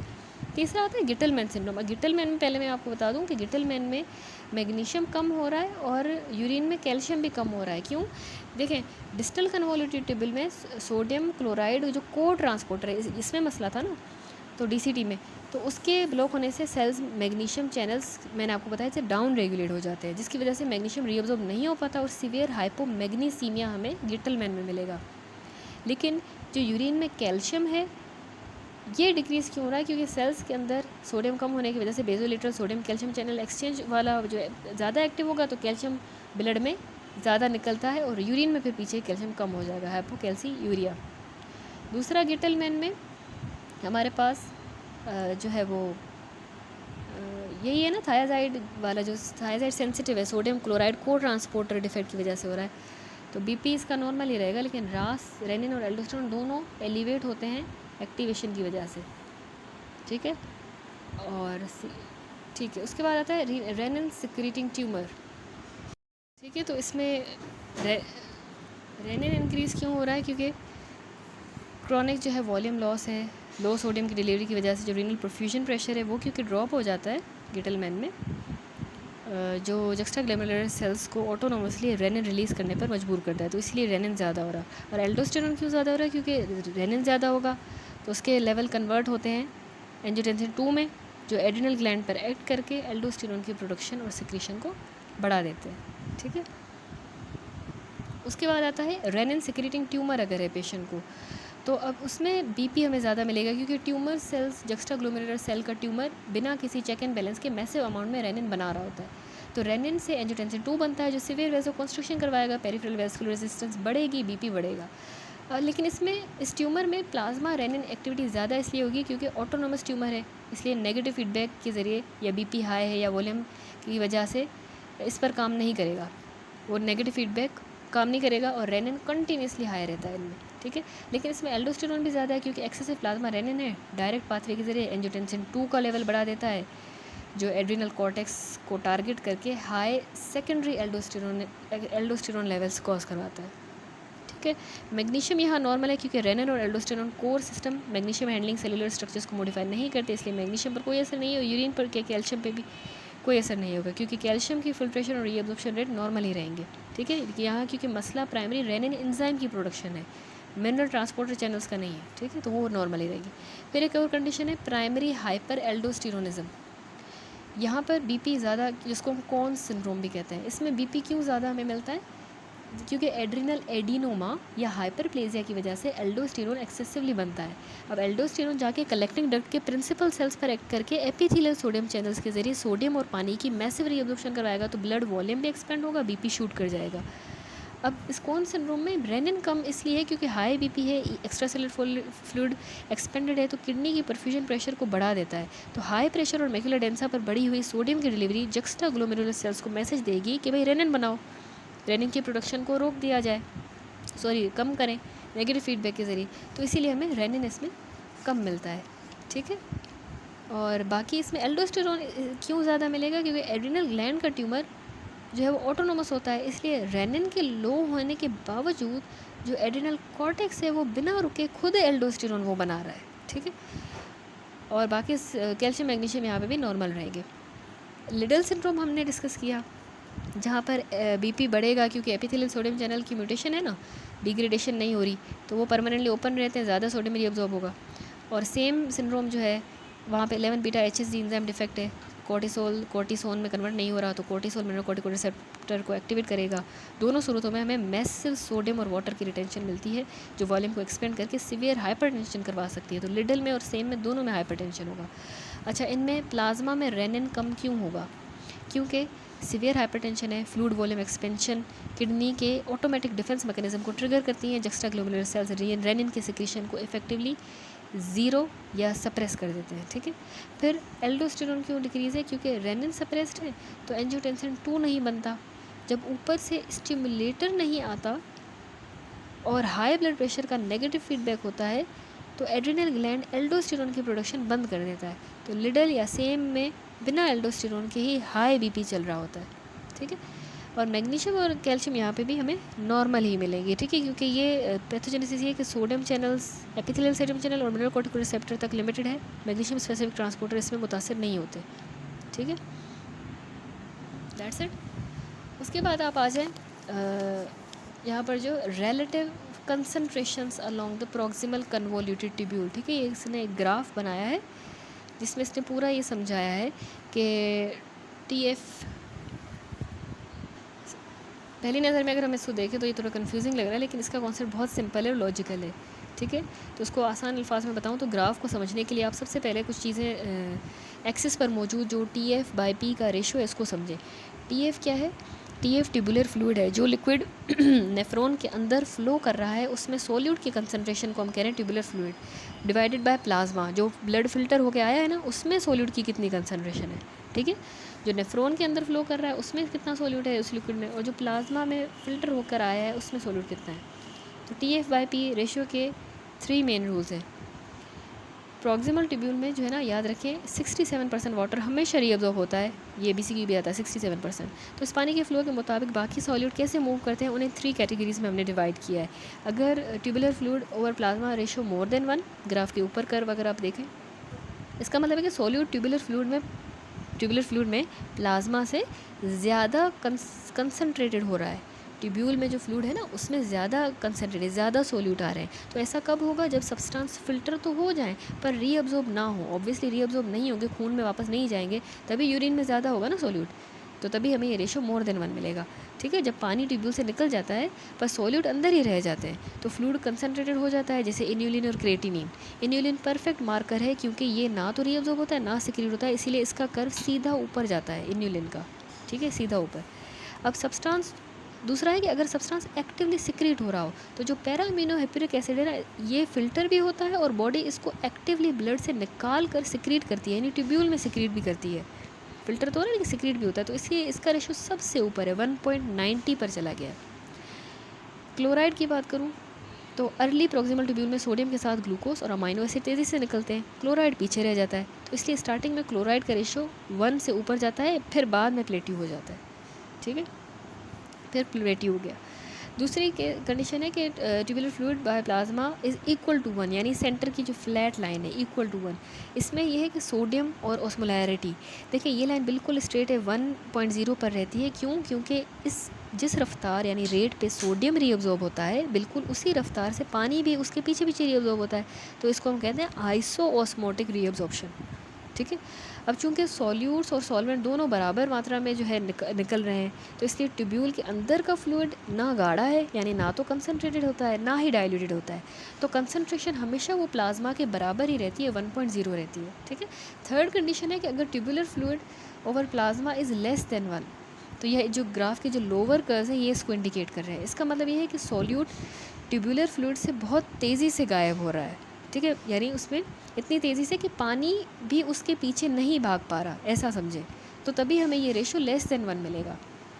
तो जैसे अब ग्लूकोज है, अमाइनो एसिड्स हैं, बायकार्ब हैं, ये बॉडी के लिए बहुत कीमती चीज़ें हैं, लेकिन किडनी इनको प्रॉक्सिमल ट्यूब्यूल में पहले 25% से 50% हिस्से में ही पूरी तरह 100% रीअब्जॉर्ब कर लेती है विया को ट्रांसपोर्टर, जैसे कि sodium glucose transporter for glucose. तो इसलिए इनकी कंसनट्रेशन ड्रॉप होकर ज़ीरो के करीब पहुंच जाती है, इसीलिए ये इनका लेस देन 1 आता है रेशो। ठीक है, तो इसको मैं रिवाइज़ करूँ तो हाईएस्ट रेशो हमेशा याद रखें मोर देन 1 पैरामिनोहिप्रिक का है, क्योंकि वो फिल्टर भी हो रहा है प्लस सिक्रीट भी हो रहा है। हाई रेशो ये हाईएस्ट है, लेकिन हाई रेशो इन्यूलिन और क्रिएटिनिन का है, क्योंकि ये सिर्फ फिल्टर हो रहे हैं, water leaves them behind. Flat ratio हमारे पास सोडियम और ऑस्मोलैरिटी का है, सोल्यूट और वाटर लीव टुगेदर। और लोवेस्ट रेशो लेस देन 1 जो है वो ग्लूकोज और अमाइनो एसिड का है, क्योंकि वो कम्प्लीटली रीअब्जॉर्ब हो जाता है। ठीक हो गया, दैट्स इट। अच्छा जी, उसके बाद आ जाता है हमारे पास रेनिन एंजियोटेंसिन एल्डोस्टेरोन सिस्टम। रास सिस्टम एक क्रिटिकल हार्मोनल पाथवे होता है जो ब्लड प्रेशर, फ्लूइड वॉल्यूम और इलेक्ट्रोलाइट को बैलेंस को रेगुलेट करता है। ठीक है, तो रास के एक्टिवेटर सिस्टम कब शुरू होता है? जब बॉडी में नीचे दिए गए 3 कंडीशंस पैदा होती हैं ना, जो जक्स्ट्रा ग्लोमेरुलर अपरेटस को एक्टिव करती हैं। एक तो लो बीपी, रीनल बैरो रिसेप्टर, यानी जब देखें एफरेंट, ये एफरेंट जो आती है ना, एफरेंट आर्टीरियोल में बीपी यानी ब्लड प्रेशर कम होता है ना, तो रीनल परफ्यूजन गिरता है, उससे ये रास एक्टिवेट होगा। दूसरा low sodium delivery at the macular densa cells, ये मैक्युलर डेंसा के सेल्स हैं जो डिस्टल कन्वोल्यूटेड ट्यूब्यूल में होते हैं। यहाँ तक सोडियम क्लोराइड की डिलीवरी जब कम होती है तो कहेंगे कि कम सोडियम आ रहा है, तो फिर वो रास को एक्टिवेट करेंगे। तीसरा है मोर सिंपैथेटिक टोन, बीटा 1 रिसेप्टर्स की एक्टिवेशन के ज़रिए भी सिंपैथेटिक नर्वस सिस्टम का डिस्चार्ज बढ़ जाता है। ठीक है, तो ये रास को एक्टिवेट करने वाले 3 हैं। अब प्राइमरी जो हार्मोनल कास्केड है, स्टेप बाय स्टेप पाथवे में आपको समझाऊं तो रेनिन की पहले होती है सिक्रीशन। जक्स्ट्रा ग्लोमेरुलर सेल्स, बैरो रिसेप्टर और सिंपैथेटिक, ये तीनों जो स्टिमुलेशन के रिस्पॉन्स में रेनिन एंजाइम सिक्रीट करते हैं। आपको नज़र आ रहा है यहाँ पर, ये जो है वो रेनिन एंजाइम इसने शो भी किया है, ये सिक्रीट हो गया। अब करेगा क्या? एंजियोटेंसिनोजन को एंजियोटेंसिन 1 में लिवर लगातार एक प्लाज्मा प्रोटीन बनाता है जिसे एंजियोटेंसिनोजन कहते हैं। ठीक है, रेनिन इस एंजियोटेंसिनोजन को क्लीवेज के ज़रिए एंजियोटेंसिन 1 में कन्वर्ट करता है। ठीक है, अब लंग्स और जो रीनल वास्कुलर हमारी एंडोथेलियल सेल्स हैं, लंग्स और रीनल वास्कुलर एंडोथेलियल सेल्स, उनमें एक एंजाइम होता है एसी, एंजियोटेंसिन कन्वर्टिंग एंजाइम। अब ये एसी का काम एंजियोटेंसिन 1 को एक्टिव पेप्टाइड एंजियोटेंसिन 2 में कन्वर्ट करना होता है। ये एंजाइम ब्रेडिकाइनिन को भी ब्रेक डाउन करता है, यही एसी ब्रेडिकाइनिन का ब्रेक डाउन भी करता है, 2 काम करता है, एंजियोटेंसिन 1 को 2 में कन्वर्ट करता है। अब एंजियोटेंसिन 2 जो बना है, इसके एक्शन और इफेक्ट्स क्या होते हैं? एंजियोटेंसिन 2 बॉडी के मुख्तलिफ ऑर्गन्स पर जाके एक्ट करता है, बीपी और वॉल्यूम को बढ़ाता है। सबसे पहले वास्कुलर स्मूथ मसल्स, वेजो कॉन्स्ट्रिक्शन करवाएगा। एंजियोटेंसिन 2 रिसेप्टर टाइप 1 पर एक्ट करेगा, ये नाम याद रखें, ब्लड वेसल्स के स्मूथ मसल पे एंजियोटेंसिन 2 रिसेप्टर टाइप 1 मौजूद होते हैं। इन पर एक्ट करके आर्टीरियल को कॉन्स्ट्रक्ट करेगा, जिससे टोटल पेरिफेरल रेजिस्टेंस ज़्यादा होगी तो ऑब्वियसली बीपी बढ़ेगा। ठीक है, ये एंजियोटेंसिन 2 कर रहा है। दूसरा एंजियोटेंसिन 2 बीपी इस तरह बढ़ा रहा है। दूसरा ईफरिंग आर्टीरियल की कॉन्स्ट्रक्शन, ये दूसरी जो निकल रही होती है ना ईफरेंट की कॉन्स्ट्रक्शन करेगा। तो प्रेफरेंशियली ईफरेंट आर्टीरियल कॉन्स्ट्रक्ट करता है, जिसकी वजह से फिल्ट्रेशन फ्रैक्शन बढ़ेगा। अगर फिल्ट्रेशन फ्रैक्शन ज़्यादा होगा तो GFR divided by renal blood flow, तो ये मैकेनिज्म रीनल ब्लड फ्लो को कम होने के बावजूद GFR को मेंटेन रखता है। ठीक है, तीसरा ये एंजियोटेंसिन 2 PCT पे एक्ट करेगा। प्रॉक्सिमल कन्वोल्यूटेड ट्यूब्यूल में हमारा सोडियम प्रोटॉन एक्टिविटी बढ़ जाएगी, तो इससे सोडियम और बायकार्ब और वाटर की रीअब्जॉर्प्शन बढ़ जाती है, जो कॉन्ट्रैक्शन एल्कलोसिस का सबब बनती है, जो मैं आपको ऑलरेडी एक्सप्लेन कर चुकी हूँ। कॉन्ट्रैक्शन एल्कलोसिस होगा। ठीक है ना, कॉन्ट्रैक्शन एल्कलोसिस तब हो रही थी ना जब एक्स्ट्रा सेलुलर फ्लूइड वॉल्यूम कम हो, कॉन्ट्रैक्ट हो, जबकि टोटल बायोकार्ब की कंसंट्रेशन ब्लड में ज़्यादा हो। तो जब बॉडी में यानी फ्लूइड कम होता है तो रास एक्टिव होता है, एंजियोटेंसिन 2 के लेवल बढ़ जाते हैं, तो प्रॉक्सिमल कन्वोल्यूटेड ट्यूब्यूल में सोडियम प्रोटॉन एक्सचेंजर की स्टिमुलेशन होती है। एंजियोटेंसिन 2 जाके इस PCT पे इस एंटीपोटर को, सोडियम प्रोटॉन एंटीपोटर को स्टिमुलेट करता है, तो इससे ज़्यादा H प्रोटॉन लूमेन में सिक्रीट होगा। ठीक है, हर H प्रोटॉन को यूरिन लूमेन में भेजता जाता है और उसके बदले में बायकार्ब मॉलिक्यूल रीअब्जॉर्ब होता है, ब्लड में वापस आता है कार्बोनिक एनहाइड्रेस पाथवे के जरिए।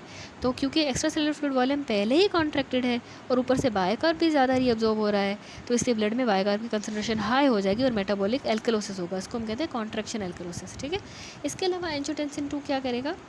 जाके एल्डोस्टेरोन की सिक्रीशन भी करवा रहा है। अब ये कैसे?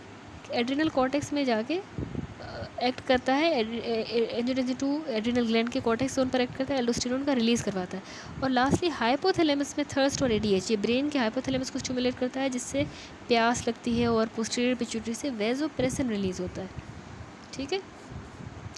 अच्छा, चौथा इसका स्पेसिफिक रीनल सेल्स पर भी इफेक्ट है।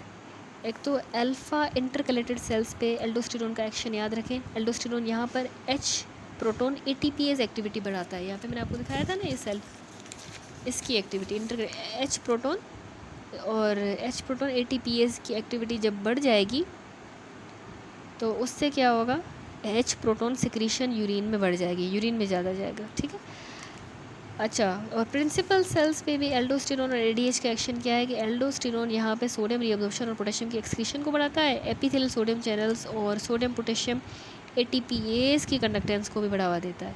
और एडीएच एक्वापोरिन चैनल्स पे इंसर्ट होता है जिससे वाटर की रीअब्जॉर्प्शन बढ़ेगी और सीरम में ऑस्मोलैलिटी नॉर्मलाइज होती है। तो ये सारे अल्फा इंटरकलेटेड सेल्स और प्रिंसिपल सेल्स पे भी इसका एक्शन है। ठीक है, एल्डोस्टेरोन का थ्रू द एंजियोटेंसिन 2। तो समरी यही है। अब इसका एक समरी टेबल भी है कि रेनिन जो है उसकी मेन जगह कहाँ पे है, जक्स्ट्रा ग्लोमेरुलर सेल्स से आया है, सिक्रीट हुआ है किडनी में। तो कर क्या रहा है, परफ्यूजन प्रेशर गिरने पर सिक्रीट होता है, एंजियोटेंसिनोजन को एंजियोटेंसिन 1 में बदलता है हमारा रेनिन। ACE क्या, ACE लंग्स और एंडोथेलियम में एंजियोटेंसिन 1 को एंजियोटेंसिन 2 में कन्वर्ट करता है और ब्रेडिकाइनिन को भी ये ACE तोड़ता है, एंजियोटेंसिन कन्वर्टिंग एंजाइम। एंजियोटेंसिन 2 खुद क्या करेगा, ब्लड स्ट्रीम और टिश्यूज़ पे पावरफुल वेजोकंस्ट्रक्टर है, GFR को प्रिजर्व कर रहा है, एल्डोस्टेरोन का ADH का भी रिलीज़ करवा रहा है। ठीक है। उसके बाद एट्रियल नाइट्रोयूरेटिक पेप्टाइड, ब्रेन नाइट्रोयूरेटिक पेप्टाइड जो है हार्ट, एट्रिया, वेंट्रिकल्स से रिलीज़ होते हैं, एट्रिया से और वेंट्रिकल से BNP। ये वॉल्यूम बढ़ने पर, जब ज़्यादा वॉल्यूम होगा ना, वॉल्यूम बढ़ने पर ये रिलीज़ होते हैं, सेंस करते हैं, मायोकार्डियम से रिलीज़ होता है और रास को इनहिबिट करते हैं और GFR बढ़ाकर नेट्रियूरिसिस करवाते हैं, यानी साल्ट की एक्सक्रीशन करवाते हैं। उसके बाद ADH जो वेजोप्रेसिन है पोस्टीरियर पिट्यूटरी से, ये सीरम ऑस्मोलैलिटी को रेगुलेट करता है, कलेक्टिंग डर्ट और पानी और यूरिया रीअब्जॉर्ब करवाता है। एल्डोस्टेरोन हमारे एड्रिनल कॉर्टेक्स से रिलीज़ हो रहा है, एक्स्ट्रा सेलुलर फ्लूइड वॉल्यूम और सोडियम कंटेंट को मेंटेन करता है, पोटेशियम एक्सक्रीशन को भी ये इंक्रीज़ करेगा, पोटेशियम एक्सक्रीट होगा इससे। That's it. तो ये पूरा जो है वो रेनिन, एंजियोटेंसिन, एल्डोस्टेरोन सिस्टम देखा। उसके बाद लास्ट जो जक्स्ट्रा ग्लोमेरुलर अपरेटस है, ये क्या करेगा। उसके बाद जक्स्ट्रा ग्लोमेरुलर अपरेटस है, इसमें आपको पता है कि मेसेंजियल सेल्स होते हैं, जक्स्ट्रा ग्लोमेरुलर सेल्स होते हैं जो एफरेंट आर्टीरियोल की मॉडिफाइड स्मूथ मसल्स ही हैं।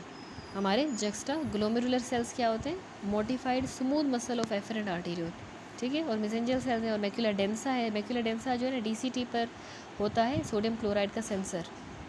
तो इनका फंक्शन ये है कि जस्टा ग्लोमेरुलर सेल्स करेंगे क्या, रेनिन सिक्रीट करते हैं जब रीनल ब्लड प्रेशर कम होता है और सिंपैथेटिक टोन β1 बढ़ती है। तो मैक्यूलर डेंसा सोडियम क्लोराइड की डिलीवरी कम होने को सेंस करते हैं, तो उसकी वजह से फिर रेनिन का रिलीज़ बढ़ जाता है और इफरेंट आर्टीरियोल की वेसोकंस्ट्रिक्शन होती है, GFR बढ़ जाता है। ठीक है। एक्स्ट्रा ग्लोमेरुलर सेल्स और मैक्यूलर डेंसा गैप जंक्शंस के जरिए कम्युनिकेट करते हैं। तो इनकी क्लिनिकल सिग्निफिकेंस ये है कि एक्स्ट्रा ग्लोमेरुलर ऑटो रेगुलेशन के जरिए GFR में शॉर्ट टर्म तब्दीलियाँ रोकता है और रेनिन, एंजियोटेंसिन, एल्डोस्टेरोन सिस्टम के रेगुलेशन से लॉन्ग टर्म GFR मेंटेन करता है। बीटा ब्लॉकर β1 ब्लॉक रिसेप्टर्स को इनहिबिट करके कार्डियक आउटपुट को रेनिन के रिलीज़ को कम करते हैं जिससे BP कम होता है। ठीक है। लास्ट रह गया kidney endocrine and paracrine function. उसमें हमारी किडनी पता है एरिथ्रोपोइटिन बनाती है। हमें पता है कि हाइपोक्सिया के रिस्पॉन्स में, जब भी हाइपोक्सिया होता है तो पेरीट्यूबुलर कैपिलरी बेड के, जो हमारी पेरीट्यूबुलर कैपिलरी बेड होता है उसके इंटरस्टिशियल सेल्स से रिलीज़ होता है एरिथ्रोपोइटिन। बोन मैरो में RBC की प्रोलिफरेशन को स्टिमुलेट करता है। क्रॉनिक किडनी डिजीज़ वाले जो बच्चे हैं या पेशेंट्स हैं उसकी वजह से होने वाली अनीमिया के लिए ये दिया जाता है एरिथ्रोपोइटिन, हम ड्रग देते हैं क्योंकि उनका नहीं बनेगा। तो एडवर्स इफेक्ट है, कुछ लोगों में हाइपरटेंशन का रिस्क बढ़ जाता है। फिर कैल्सीफेरॉल, विटामिन D आपको पता है प्रॉक्सिमल कन्वोल्यूटेड ट्यूब्यूल सेल्स में 25 हाइड्रोक्सिल एंजाइम है। 25 हाइड्रोक्सी विटामिन D3 को 125 dihydroxy vitamin D3 calcitriol active form में कन्वर्ट करते हैं। तो ये स्मॉल बावल में कैल्शियम की रीअब्जॉर्प्शन को बढ़ाते हैं। ठीक है। 25 हाइड्रोक्सी कैल्सीफेरॉल को एंजाइम का नाम है 1-अल्फा हाइड्रोक्सिलेज, ये कन्वर्ट करता है। ठीक है। तो इस 1-अल्फा हाइड्रोक्सिलेज की स्टिमुलेशन से अगर ये इसको पैराथायरॉयड हार्मोन जो है इसको और प्रोमोट करता है। फिर प्रोस्टाग्लैंडिन्स आपको पता है कि हमारे पैराक्रीन सिक्रीशन एफरेंट आर्टीरियोल को वैसोडाइलेट करती है ताकि रीनल ब्लड फ्लो बढ़ सके, ठीक है ना। तो यानी प्रोस्टाग्लैंडिन एफरेंट आर्टेरियल को डायलेट कर रहे हैं ताकि किडनी में ब्लड फ्लो मेंटेन रहे।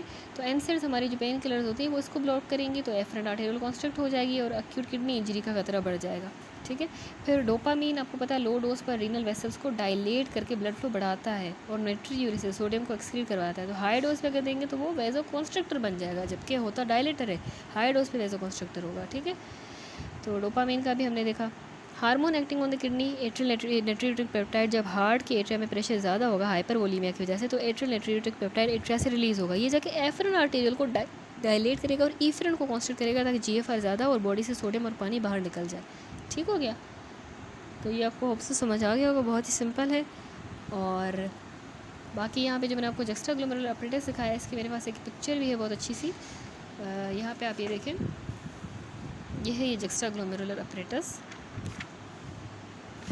तो मैंने आपको एक्सप्लेन किया कि यहाँ पर हमारे पास जो है वो सेल्स होते हैं कुछ, जिसको हम कह रहे हैं, सबसे पहले इसका स्ट्रक्चर जो है वो 3 चीज़ों से मिलकर बनता है। एक तो जक्स्टाग्लोमेरुलर सेल्स हैं ये, ठीक है, ये आपको जो नज़र आ रहे हैं रेड कलर के, एफरेंट आर्टीरियोल के मॉडिफाइड स्मूथ मसल्स हैं। दूसरा इसमें मैक्यूला डेंसा है, ये येलो कलर का, ठीक है, जो सोडियम क्लोराइड सेंसर है। और तीसरा ये मेसेंजियल सेल्स हैं ग्रीन कलर के, ठीक है। तो मैकेनिज्म ये है कि जब बॉडी में बीपी कम होता है या मैक्यूला डेंसा तक, ये मैक्यूला डेंसा है ना, यहाँ तक अगर सोडियम क्लोराइड की डिलीवरी कम होती है तो यहाँ ये जक्स्टाग्लोमेरुलर सेल्स हैं जो हमारे मॉडिफाइड स्मूथ मसल्स ही हैं, ये जक्स्टाग्लोमेरुलर सेल्स रेनिन बनाएंगे, ठीक है। रेनिन आगे चलकर ईफरेंट आर्टेरियल को कॉन्स्ट्रिक्ट करता है ताकि जीएफआर बढ़ सके। अच्छा, बीटा ब्लॉकर जक्स्टाग्लोमेरुलर सेल्स के बीटा 1 रिसेप्टर्स को ब्लॉक करते हैं, जिससे रेनिन रिलीज कम होता है और बीपी फिर कंट्रोल होता है, ठीक है। उसके बाद आ जाता है next topic, hormones acting on kidney. हमारी किडनी पर कौन से हार्मोन्स कहाँ एक्ट करते हैं वो थोड़ा डिटेल में देखेंगे। अच्छा, ये डायग्राम हमें शो कर रही है कि कैसे मेजर हार्मोन नेफ्रॉन के स्पेसिफिक हिस्सों पर एक्ट करके बीपी, फ्लूइड बैलेंस और इलेक्ट्रोलाइट को रेगुलेट करते हैं। सबसे पहले आप देखें एंजियोटेंसिन 2। एंजियोटेंसिन 2 का ट्रिगर मैंने बताया ना, जब बीपी कम होगा तो फिर एंजियोटेंसिन 2 बनता है। तो इसका मैकेनिज्म और साइट ये है कि मुकम्मल तौर पर ये हमारे इस ईफरेंट आर्टीरियोल की कॉन्स्ट्रक्शन करवाता है, तो इससे जीएफआर ज़्यादा होगा लेकिन रीनल प्लाज्मा फ्लो ड्रॉप हो जाता है, ठीक है।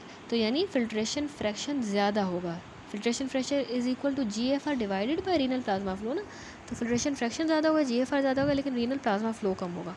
तो ये प्रॉक्सिमल और हमारे डिस्टल नेफ्रॉन दोनों में डायरेक्टली सोडियम की रीअब्जॉर्प्शन को बढ़ाता है।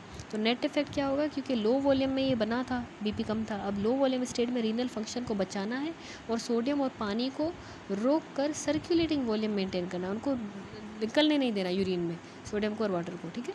ये हो गया एंजियोटेंसिन 2। फिर दूसरा है ये atrial नाइट्रियूरेटिक peptide ANP।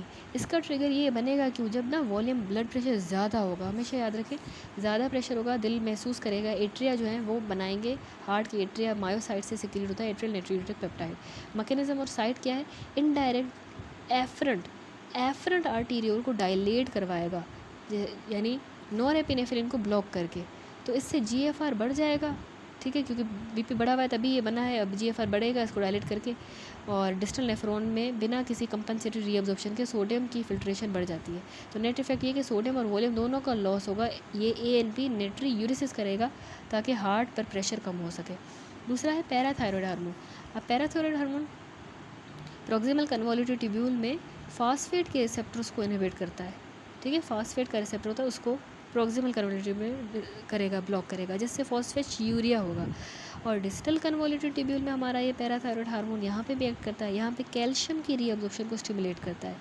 Proximal कन्वोल्यूटिव tubule में 1 अल्फा हाइड्रोक्सिलेज को स्टिमुलेट करेगा, जो एक्टिव विटामिन D की भी प्रोडक्शन को बढ़ाता है। तो यानी नेट इफेक्ट ये है कि सीरम में कैल्शियम बढ़ जाता है और सीरम में फॉस्फेट कम हो जाता है इस पैराथायरॉयड हार्मोन की वजह से। तो ये डिफरेंट काम है पैराथायरॉयड हार्मोन के, कि एक तो PCT में फॉस्फेट की रीअब्जॉर्प्शन इसने इनहिबिट कर दी, तो फॉस्फेट कम हो गया, यूरिन में चला गया। DCT में जाके इसने इस कैल्शियम की रीअब्जॉर्प्शन को बढ़ाया, तो सीरम में ब्लड में कैल्शियम ज़्यादा होगा। और यहाँ पर विटामिन D को भी कन्वर्ट करा है 1 अल्फा हाइड्रोक्सिलेज को स्टिमुलेट करके, तो विटामिन D बनाएगा, ठीक है। अब एल्डोस्टेरोन को समझें। एल्डोस्टेरोन हार्मोन हमारे जब ब्लड वॉल्यूम कम होता है ना, तो ये एंजियोटेंसिन 2 के ज़रिए बना, और प्लाज्मा में जब पोटेशियम बढ़ने पर एड्रिनल कॉर्टेक्स से भी सिक्रीट होता है, जब प्लाज्मा में पोटेशियम ज़्यादा हो तो उसमें भी एल्डोस्टेरोन बनता है। तो मैकेनिज्म और इसकी साइट होती है हमारा कलेक्टिंग ट्यूब्यूल्स, कलेक्टिंग डक्ट्स के प्रिंसिपल्स और इंटरकलेटेड सेल्स पर एक्ट करता है। अपाइकल साइड जो थी जो उस साइड पे, वहाँ पर एपिथेलियल सोडियम चैनल्स मैंने आपको एक्सप्लेन किए थे, और वहाँ बेसोलिटल साइड पर जो सोडियम पोटेशियम ATPase है, इनको ये अप रेगुलेट करेगा। तो नेट इफेक्ट ये है कि एल्डोस्टेरोन से सोडियम की रीअब्जॉर्प्शन ज़्यादा होगी, ब्लड में सोडियम ज़्यादा आएगा, पोटेशियम सिक्रीट होकर यूरिन में चला जाएगा, और H प्रोटोन की सिक्रेशन भी ज़्यादा चला जाएगा यूरिन में। तो हाइपोकेलीमिया और मेटाबॉलिक एल्कलोसिस हो सकता है। लास्ट ADH है, एंटी डाययूरेटिक हार्मोन। आपको पता है कि जब प्लाज्मा की ऑस्मोलैरिटी बढ़ी हुई हो, ब्लड वॉल्यूम कम होने पर, ऑस्मोलैरिटी बढ़ी हुई है, ब्लड वॉल्यूम कम है, तो पोस्टीरियर पिट्यूटरी से सिक्रीट होगा। तो ये कलेक्टिंग डक्ट के प्रिंसिपल सेल्स पर V2 रिसेप्टर से बाइंड करता है। ठीक है, कलेक्टिंग जो डक्ट है ना, उसके प्रिंसिपल सेल्स होते हैं V2 रिसेप्टर्स, उनसे बाइंड करता है, जिससे अपाइकल मेम्ब्रेन में एक्वापोरिन 2 चैनल्स इंसर्ट होते हैं। ठीक है, ये थिक असेंडिंग लिम्ब में सोडियम पोटेशियम 2 क्लोराइड ट्रांसपोर्टर की एक्टिविटी को, और मेडुलरी कलेक्टिंग डक्ट्स में जो यूरिया है उसकी रीअब्जॉर्प्शन को भी बढ़ाता है। ठीक हो गया। तो ये थोड़ा सा इसका एक्शन याद रखिए कि प्रिंसिपल सेल्स पर हमारे V2 रिसेप्टर्स हैं, उनसे बाइंड करेगा ये ADH। अपाइकल मेम्ब्रेन में एक्वापोरिन 2 चैनल्स इंसर्ट होंगे, तो थिक असेंडिंग लिम्ब में, इसके अलावा थिक असेंडिंग लिम्ब में भी सोडियम पोटेशियम 2 क्लोराइड ट्रांसपोर्टर की एक्टिविटी और मेडुलरी कलेक्टिंग डक्ट्स में यूरिया की रीअब्जॉर्प्शन को भी बढ़ाएगा। तो इफेक्ट ये होगा, नेट इफेक्ट ये है कि फ्री वाटर की रीअब्जॉर्प्शन, ताकि कॉर्टिको मेडुलरी ऑस्मोटिक ग्रेडियंट बरकरार रहे और यूरिन कंसनट्रेट हो सके। That's it. अब आ जाते हैं, ये सारे हार्मोन्स हमने कंप्लीट किए, एक्टिंग ऑन द किडनी।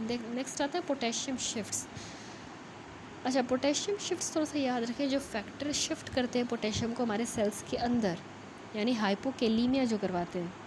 ये नीचे वाली डायग्राम में उन फैक्टर्स को बयान करता है जो पोटेशियम को एक्स्ट्रा सेलुलर फ्लूइड और इंट्रा सेलुलर फ्लूइड के दरमियान शिफ्ट करते हैं। तो जो पोटेशियम को सेल्स के अंदर डालेगा, हाइपोकेलीमिया करवाएगा, ये फैक्टर पोटेशियम को एक्टिव तौर पर सेल्स के अंदर जाता है। उसमें एक है एल्कलोसिस। देखिए, हाई pH स्टेट में जब एल्कलोसिस होता है तो H प्रोटॉन्स सेल से बाहर निकलता है विया the reversible H proton exchanger, उसकी मदद से, ताकि एक्स्ट्रा सेलुलर फ्लूइड को बफर कर सके, जिसकी वजह से पोटेशियम को सेल के अंदर जाना पड़ता है। ठीक हो गया। यहाँ पर अगर आप ये पिक्चर देखो ज़्यादा क्लियर है। तो अभी हम डिस्कस कर रहे हैं सबसे पहले कि shifting potassium into the cells. ठीक है, उसमें सबसे पहले मैंने आपको बताया एल्कलोसिस अगर हो जाता है। ठीक है, जब भी अगर एल्कलोसिस होगा, हाई ब्लड pH है, तो बॉडी क्या करती है, हाई ब्लड pH को फिक्स करने की कोशिश में हाइड्रोजन आयंस को बाहर निकालना शुरू कर देती है। ठीक है, हाई ब्लड pH है तो उसको निकालेगी ना बाहर, ताकि pH लोअर हो, to maintain the electrical balance. तो वो सेल्स को, पोटेशियम को अंदर स्वैप करेगा, अंदर भेजेगा, प्रोटॉन को बाहर निकालेगा, पोटेशियम को अंदर, by the reversible H proton exchanger. ठीक है, तो सेल्स के अंदर पोटेशियम आ गया। दूसरा, यानी ये वो फैक्टर्स हैं जो टर्न ऑन कर रहे हैं या एक्सेलरेट कर रहे हैं हमारा सेलुलर अपटेक पंप्स को, जैसे सोडियम पोटेशियम ATPase पंप को।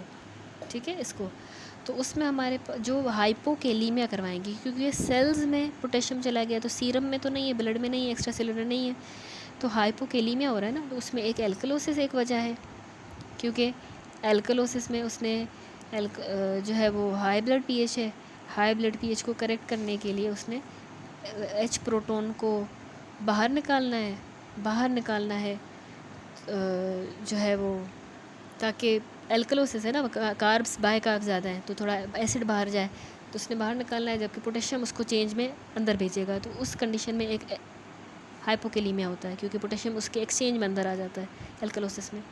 दूसरा, बीटा-2 एगोनिस्ट। अब देखिए, बीटा-2 एगोनिस्ट जो होते हैं ना, और इंसुलिन, सबसे पहले इंसुलिन देखें, जब हम खाते हैं तो इंसुलिन के लेवल बढ़ते हैं और डायरेक्टली किक स्टार्ट करते हैं पंप को to push the glucose and potassium safely inside the cell. ठीक है, एक तो पोटेशियम को और ग्लूकोज को सेल्स के अंदर भेजता है जब भी हम खाना खाते हैं, और इंसुलिन रिलीज होता है, तो इंसुलिन ये काम करता है। तो दूसरा, बीटा-2 एगोनिस्ट जो होते हैं, जैसे कि फॉर एग्जांपल एल्ब्यूट्रोल है या फिर एस्थमा इन्हेलर्स हैं, ये स्टिमुलेट करते हैं हमारे सिंपैथेटिक नर्वस सिस्टम को, तो वो भी जो है पोटेशियम को इनसाइड द सेल भेज देगा। ठीक है, तो ये तीनों हो गए उसको बढ़ाने वाले इंट्रासेलुलरली। अब वो काजेज जिसमें potassium out of the cell आ जाएगा, यानी ब्लड में ज़्यादा पोटेशियम आएगा, हाइपरकेलीमिया होगी, वो कौन से हैं, उसमें या तो पम्प्स ब्लॉक हो गए हैं, या सेल्स डिस्ट्रॉय हुआ है, या force the potassium to leak out. इसमें हाइपरकेलीमिया जिसमें पोटेशियम सेल से बाहर आ जाता है, उसकी एक रीज़न आती है एसिडोसिस। ठीक है, अब देखें ना, एसिडोसिस में क्या होता है, जब पीएच बहुत लो होती है, लो पीएच है, एसिडिक है, तो उसमें ब्लड में बहुत सारा प्रोटॉन पड़ा हुआ है। बॉडी को उसको प्रोटॉन से छुटकारा हासिल करना है। Body hides the excess H proton inside the cell, cell के अंदर एच प्रोटॉन को भेज रही है। पहले अल्कलोसिस था, उसमें बाहर निकाल रही थी एच प्रोटॉन को, अभी अंदर भेजेगी। तो बैलेंस को मेंटेन करने के लिए पोटेशियम बाहर भेजेगी। तो यानी एसिडोसिस में हाइपरकेलीमिया होता है, हमेशा याद रखें। एल्कलोसिस में हाइपोकेलीमिया, एसिड है और हाइपरकेलीमिया, इस तरह याद रखें। दूसरी वजह है और हाइपरकेलीमिया होता है सेल लाइसिस में। सेल लाइसिस में क्रश इंजरीज़ हो गई, बर्न, कीमोथेरेपी। जब सेल पॉप ओपन होगा, टूटेगा सेल, जैसे क्रश इंजरीज़ में, बर्न्स में, कीमोथेरेपी में डिस्ट्रॉय होगा सेल, तो अपना high concentration internal potassium directly blood stream में भेज देगा, क्योंकि सेल्स के अंदर वैसे पोटेशियम होता है वो सारा बाहर फेंक जाएगा, तो हाइपरकेलीमिया होगा। एक और वजह है डाइजॉक्सिन या बीटा ब्लॉकर, हाइपो इंसुलिनीमिया। तो एक्चुअली ये मेडिकेशंस ना फिज़िकली ब्लॉक करती हैं या स्लो डाउन करती हैं इस सोडियम पोटेशियम ATPase को, डाइजॉक्सिन, बीटा ब्लॉकर और हाइपो इंसुलिनीमिया। तो उससे पोटेशियम जो है सेल के अंदर नहीं जा पाएगा, क्योंकि ये पंप ख़राब कर दिया, उसको ब्लॉक किया। एक और कंडीशन है हाइपर ऑस्मोलैरिटी। सीरम में जब हाइपर ऑस्मोलैरिटी होगी, हाई सॉल्यूट कंसनट्रेशन होगा इन द ब्लड, तो वो एक्ट करेगा एज अ स्पंज की तरह। ठीक है, यानी सीरम में सॉल्यूट्स ज़्यादा है, ऑस्मोलैरिटी ज़्यादा है, वो स्पंज की तरह एक्ट करेगा, तो पानी को अपनी तरफ खींचेगा। तो जैसे पानी खींचेगा तो उसके साथ पोटेशियम भी खींच के वहाँ चला जाएगा, तो सॉल्यूट ड्रैग होगा, पानी भी जा रहा है, पोटेशियम भी इसके साथ चला जाएगा। तो सीरम हाइपर ऑस्मोलैरिटी भी एक इसकी वजह है। ठीक है, सक्सिनाइल कोलिन भी एक और रीज़न है। और सक्सिनाइल कोलिन से जो है वो ये एक डीपोलराइजिंग न्यूरोमस्कुलर ब्लॉकर होती है, जो रैपिड सीक्वेंस इंटिब्यूशन में यूज़ होती है। ये निकोटिनिक एसिटाइलकोलिन रिसेप्टर्स के साथ न्यूरोमस्कुलर जंक्शन में बाइंड करती है। तो अनलाइक द एसिटाइलकोलिन जो डिग्रेड होता है रैपिडली, ये जो सक्सिनाइलकोलिन है ये बाउंड रहती है रिसेप्टर पे for prolong period, keeping the channel open. तो अब ये चैनल जब खुला रहेगा तो उससे कंटिन्यूस डीपोलराइजेशन होगी मसल सेल मेम्ब्रेन की। तो ये ओपन चैनल से मैसिव सोडियम का इन्फ्लक्स होगा और साइमल्टेनियसली मैसिव पोटेशियम का ईफ्लक्स होगा, पोटेशियम एक्स्ट्रा सेलुलर फ्लूइड में बाहर चला जाएगा। तो ये एक रीज़न है। ठीक है, अब क्योंकि ये अक्यूट सीरम पोटेशियम को बढ़ा रहा है, तो सक्सिनाइलकोलिन जो है ना, कभी भी हम उन पेशेंट में नहीं देंगे जिनका अप रेगुलेटेड निकोटिनिक रिसेप्टर हो या जो हाइपरकेलीमिया के रिस्क पे हो। जैसे बर्न वाले पेशेंट को आप सक्सिनाइलकोलिन नहीं दे सकते, या मेजर ट्रॉमा में, या क्रश इंजरीज में नहीं दे सकते, गुलियन बारे जो न्यूरोमस्कुलर डिसीज उनमें भी नहीं दे सकते, प्रोलॉन्ग इमोबिलाइजेशन में नहीं दे सकते, वरना पोटेशियम ज़्यादा आ जाएगा। ठीक है, दैट्स इट। तो ये सारे हमने देखे शिफ्ट्स ऑफ द पोटेशियम, हमने डिटेल में डिस्कस की सारी। उसके बाद आ जाते हैं इलेक्ट्रोलाइट डिस्टर्बेंसेस पे। अच्छा, इलेक्ट्रोलाइट डिस्टर्बेंसेस याद रखें कि यानी इलेक्ट्रोलाइट्स की खराबी थोड़ी डिस्कस करते हैं। सबसे पहले है इस सेक्शन में ना, मेजर जो इलेक्ट्रोलाइट्स हैं उनके सीरम लेवल्स हाइपो या हाइपर होने की क्लिनिकल साइंस बताइए। सबसे पहले सोडियम को आप देखें, जब भी सोडियम लो कंसनट्रेशन हाइपोनेट्रीमिया होगी तो इससे ना दिमाग की सूजन होती है, जिसको हम कहते हैं सेरेब्रल इडीमा। जब सोडियम कम होता है तो उसकी वजह से न्यूरोलॉजिकल सिम्टम होते हैं, जैसे पेशेंट को नौशिया होता है, बेचैनी होती है, मलेज, स्टूपर होगा, कोमा और सीजर्स भी हो सकते हैं। लेकिन अगर हाई सोडियम कंसनट्रेशन होगी हाइपरनेट्रीमिया, तो उसमें ब्रेन जो है वो डिहाइड्रेट होगा। हाइपो में वो स्वेल हो रहा है, नौशिया वगैरह, हाइपर में वो डिहाइड्रेट होगा, तो उसमें चिड़चिड़ापन होगा।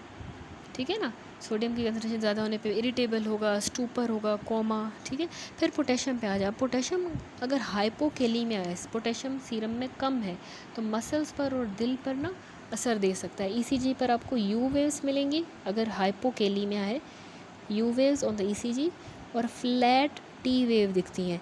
इसके साथ एरिदमियाज, दिल की धड़कन की खराबी, मसल क्रैम्प, स्पाज़म और वीकनेस होती है। ठीक है, फिर है हाई सीरम कंसनट्रेशन यानी हाइपरकेलीमिया अगर हो, तो वो दिल की कंडक्शन के लिए निहायत ख़तरनाक है। उसमें आपको ECG पर wide QRS, peaked T wave, साथ में एरिदमिया और मसल वीकनेस मिलती है। ठीक है, वहाँ यू वेव थी, फ्लैट टी वेव थी, लेकिन इसमें हाइपर में फिर wide QRS, peak T wave. फिर कैल्शियम पे आ जाओ, लो कैल्शियम होगा तो न्यूरोमस्कुलर एक्साइटेबिलिटी बढ़ जाएगी, टेटनी होगा, सीजर्स। ECG पे आपको QT प्रोलोंगेशन, फेशियल नर्व को टैप करने पे स्पाज़म होगा, और ट्रोजू साइन यानी BP कफ आपने बांधा तो हाथ का यूँ स्पाज़म होता है, ट्रोजू साइन। ठीक है, और फेशियल नर्व को टैप करने से चेहरे पे स्पाज़म। ये हाइपोकैल्सीमिया में होता है। कैल्शियम ज़्यादा होगा तो stone, bone, groan, throne, psychiatric overtone. Stone यानी गुर्दे की पत्थरी होगी अगर कैल्शियम ज़्यादा होगा ब्लड में, हड्डियों में दर्द होगा, बोन पेन, ग्रोन यानी पेट में दर्द होगा, थ्रोन यानी कि पेशाब ज़्यादा आएगा बार बार, पोलीयूरिया, और साइकेट्रिक ओवरडोज यानी एंजाइटी और अल्टर्ड मेंटल स्टेटस होगा। ठीक है, फिर आता है मैग्नीशियम। मैग्नीशियम जब जो है वो कम होगा, हाइपोमैग्नीसीमिया, तो उसमें न्यूरोमस्कुलर हाइपर एक्साइटेबिलिटी होती है। तो इसके सिम्टम में ना टेटनी, टॉर्सेट्स डे पॉइंटेस, दिल की धड़कन एक खास मसला होता है टॉर्सेट्स डे पॉइंटेस, ठीक है, वो मिलेगा। हाइपोकेलीमिया हो सकता है और हाइपोकैल्सीमिया, पोटेशियम भी कम और कैल्शियम भी कम हो सकता है अगर मैग्नीशियम कम हो। लेकिन हाई सीरम मैग्नीशियम में जो है वो आपको नर्वस सिस्टम और दिल को सप्रेस करता है, तो डिक्रीज डीप टेंडन रिफ्लेक्स कम हो जाएंगे, लेथार्जी होगा, ब्रेडिकार्डिया, हाइपोटेंशन और कार्डियक अरेस्ट भी करवा सकता है अगर मैग्नीशियम कम हो। अच्छा, फॉस्फेट के ज़्यादा होने से एटीपी जो है ना, अगर लो है अगर फॉस्फेट ब्लड में, सीरम में, तो एटीपी सेलुलर एनर्जी की कमी होती है। बड़ों में ऑस्टियोमलेशिया और बच्चों में रिकेट्स होगा। लेकिन high serum concentration hyperphosphatemia, renal stone, metastatic calcification, secondary hypocalcemia करवाता है। ठीक है, दैट्स इट। उसके बाद आ जाते हैं हम एसिड बेस की फिजियोलॉजी पे। अच्छा, मेटाबॉलिक डिसऑर्डर में प्राइमरी चेंज बायकार्ब में आता है, जबकि जो रेस्पिरेटरी डिसऑर्डर्स होते हैं ना, मेटाबॉलिक में तो बायकार्ब में मेन मसला, जो रेस्पिरेटरी डिसऑर्डर है उसमें प्राइमरी चेंज होता है partial pressure of carbon dioxide. तो रेड एरोज बॉडी की कंपनसेटरी रिस्पॉन्स को यहाँ पर जाहिर कर रहे हैं, ठीक है, जो पीएच को नॉर्मल करने की कोशिश कर रहे हैं। अब सबसे पहले कंडीशन है मेटाबॉलिक एसिडोसिस। मेटाबॉलिक एसिडोसिस है और मेटाबॉलिक है, इसमें पीएच कम है, एसिडिक है ना, पीएच कम है। प्राइमरी डिफेक्ट मेटाबॉलिक लफ्ज़ आ गया, मैंने कहा मेटाबॉलिक में हमेशा मसला बायकार्ब में होगा, तो प्राइमरी डिफेक्ट यहाँ पे बायकार्ब कम है। तो ये रेड कलर इंडिकेट कर रहा है कंपनसेशन में अब क्या होगा। अब अगर पीएच कम है, बायकार्ब कम है, it means it is the metabolic acidosis. अब कंपनसेट करने के लिए रेस्पिरेटरी बढ़ेगा, पेशेंट हाइपर वेंटिलेट करेगा, हाइपर वेंटिलेट करके partial pressure of carbon dioxide को कम करेगा फॉरी इमीडिएटली। ठीक है, तो हमें partial pressure of carbon dioxide हमें कम मिलेगा। मेटाबॉलिक एल्कलोसिस अगर हम देखें, अगर एल्कलोसिस हुआ है मेटाबॉलिक, तो यहाँ पे भी प्राइमरी मसला बायकार्ब का है। एल्कलोसिस है यानी पीएच बढ़ी हुई है, बायकार्ब बढ़ा हुआ है।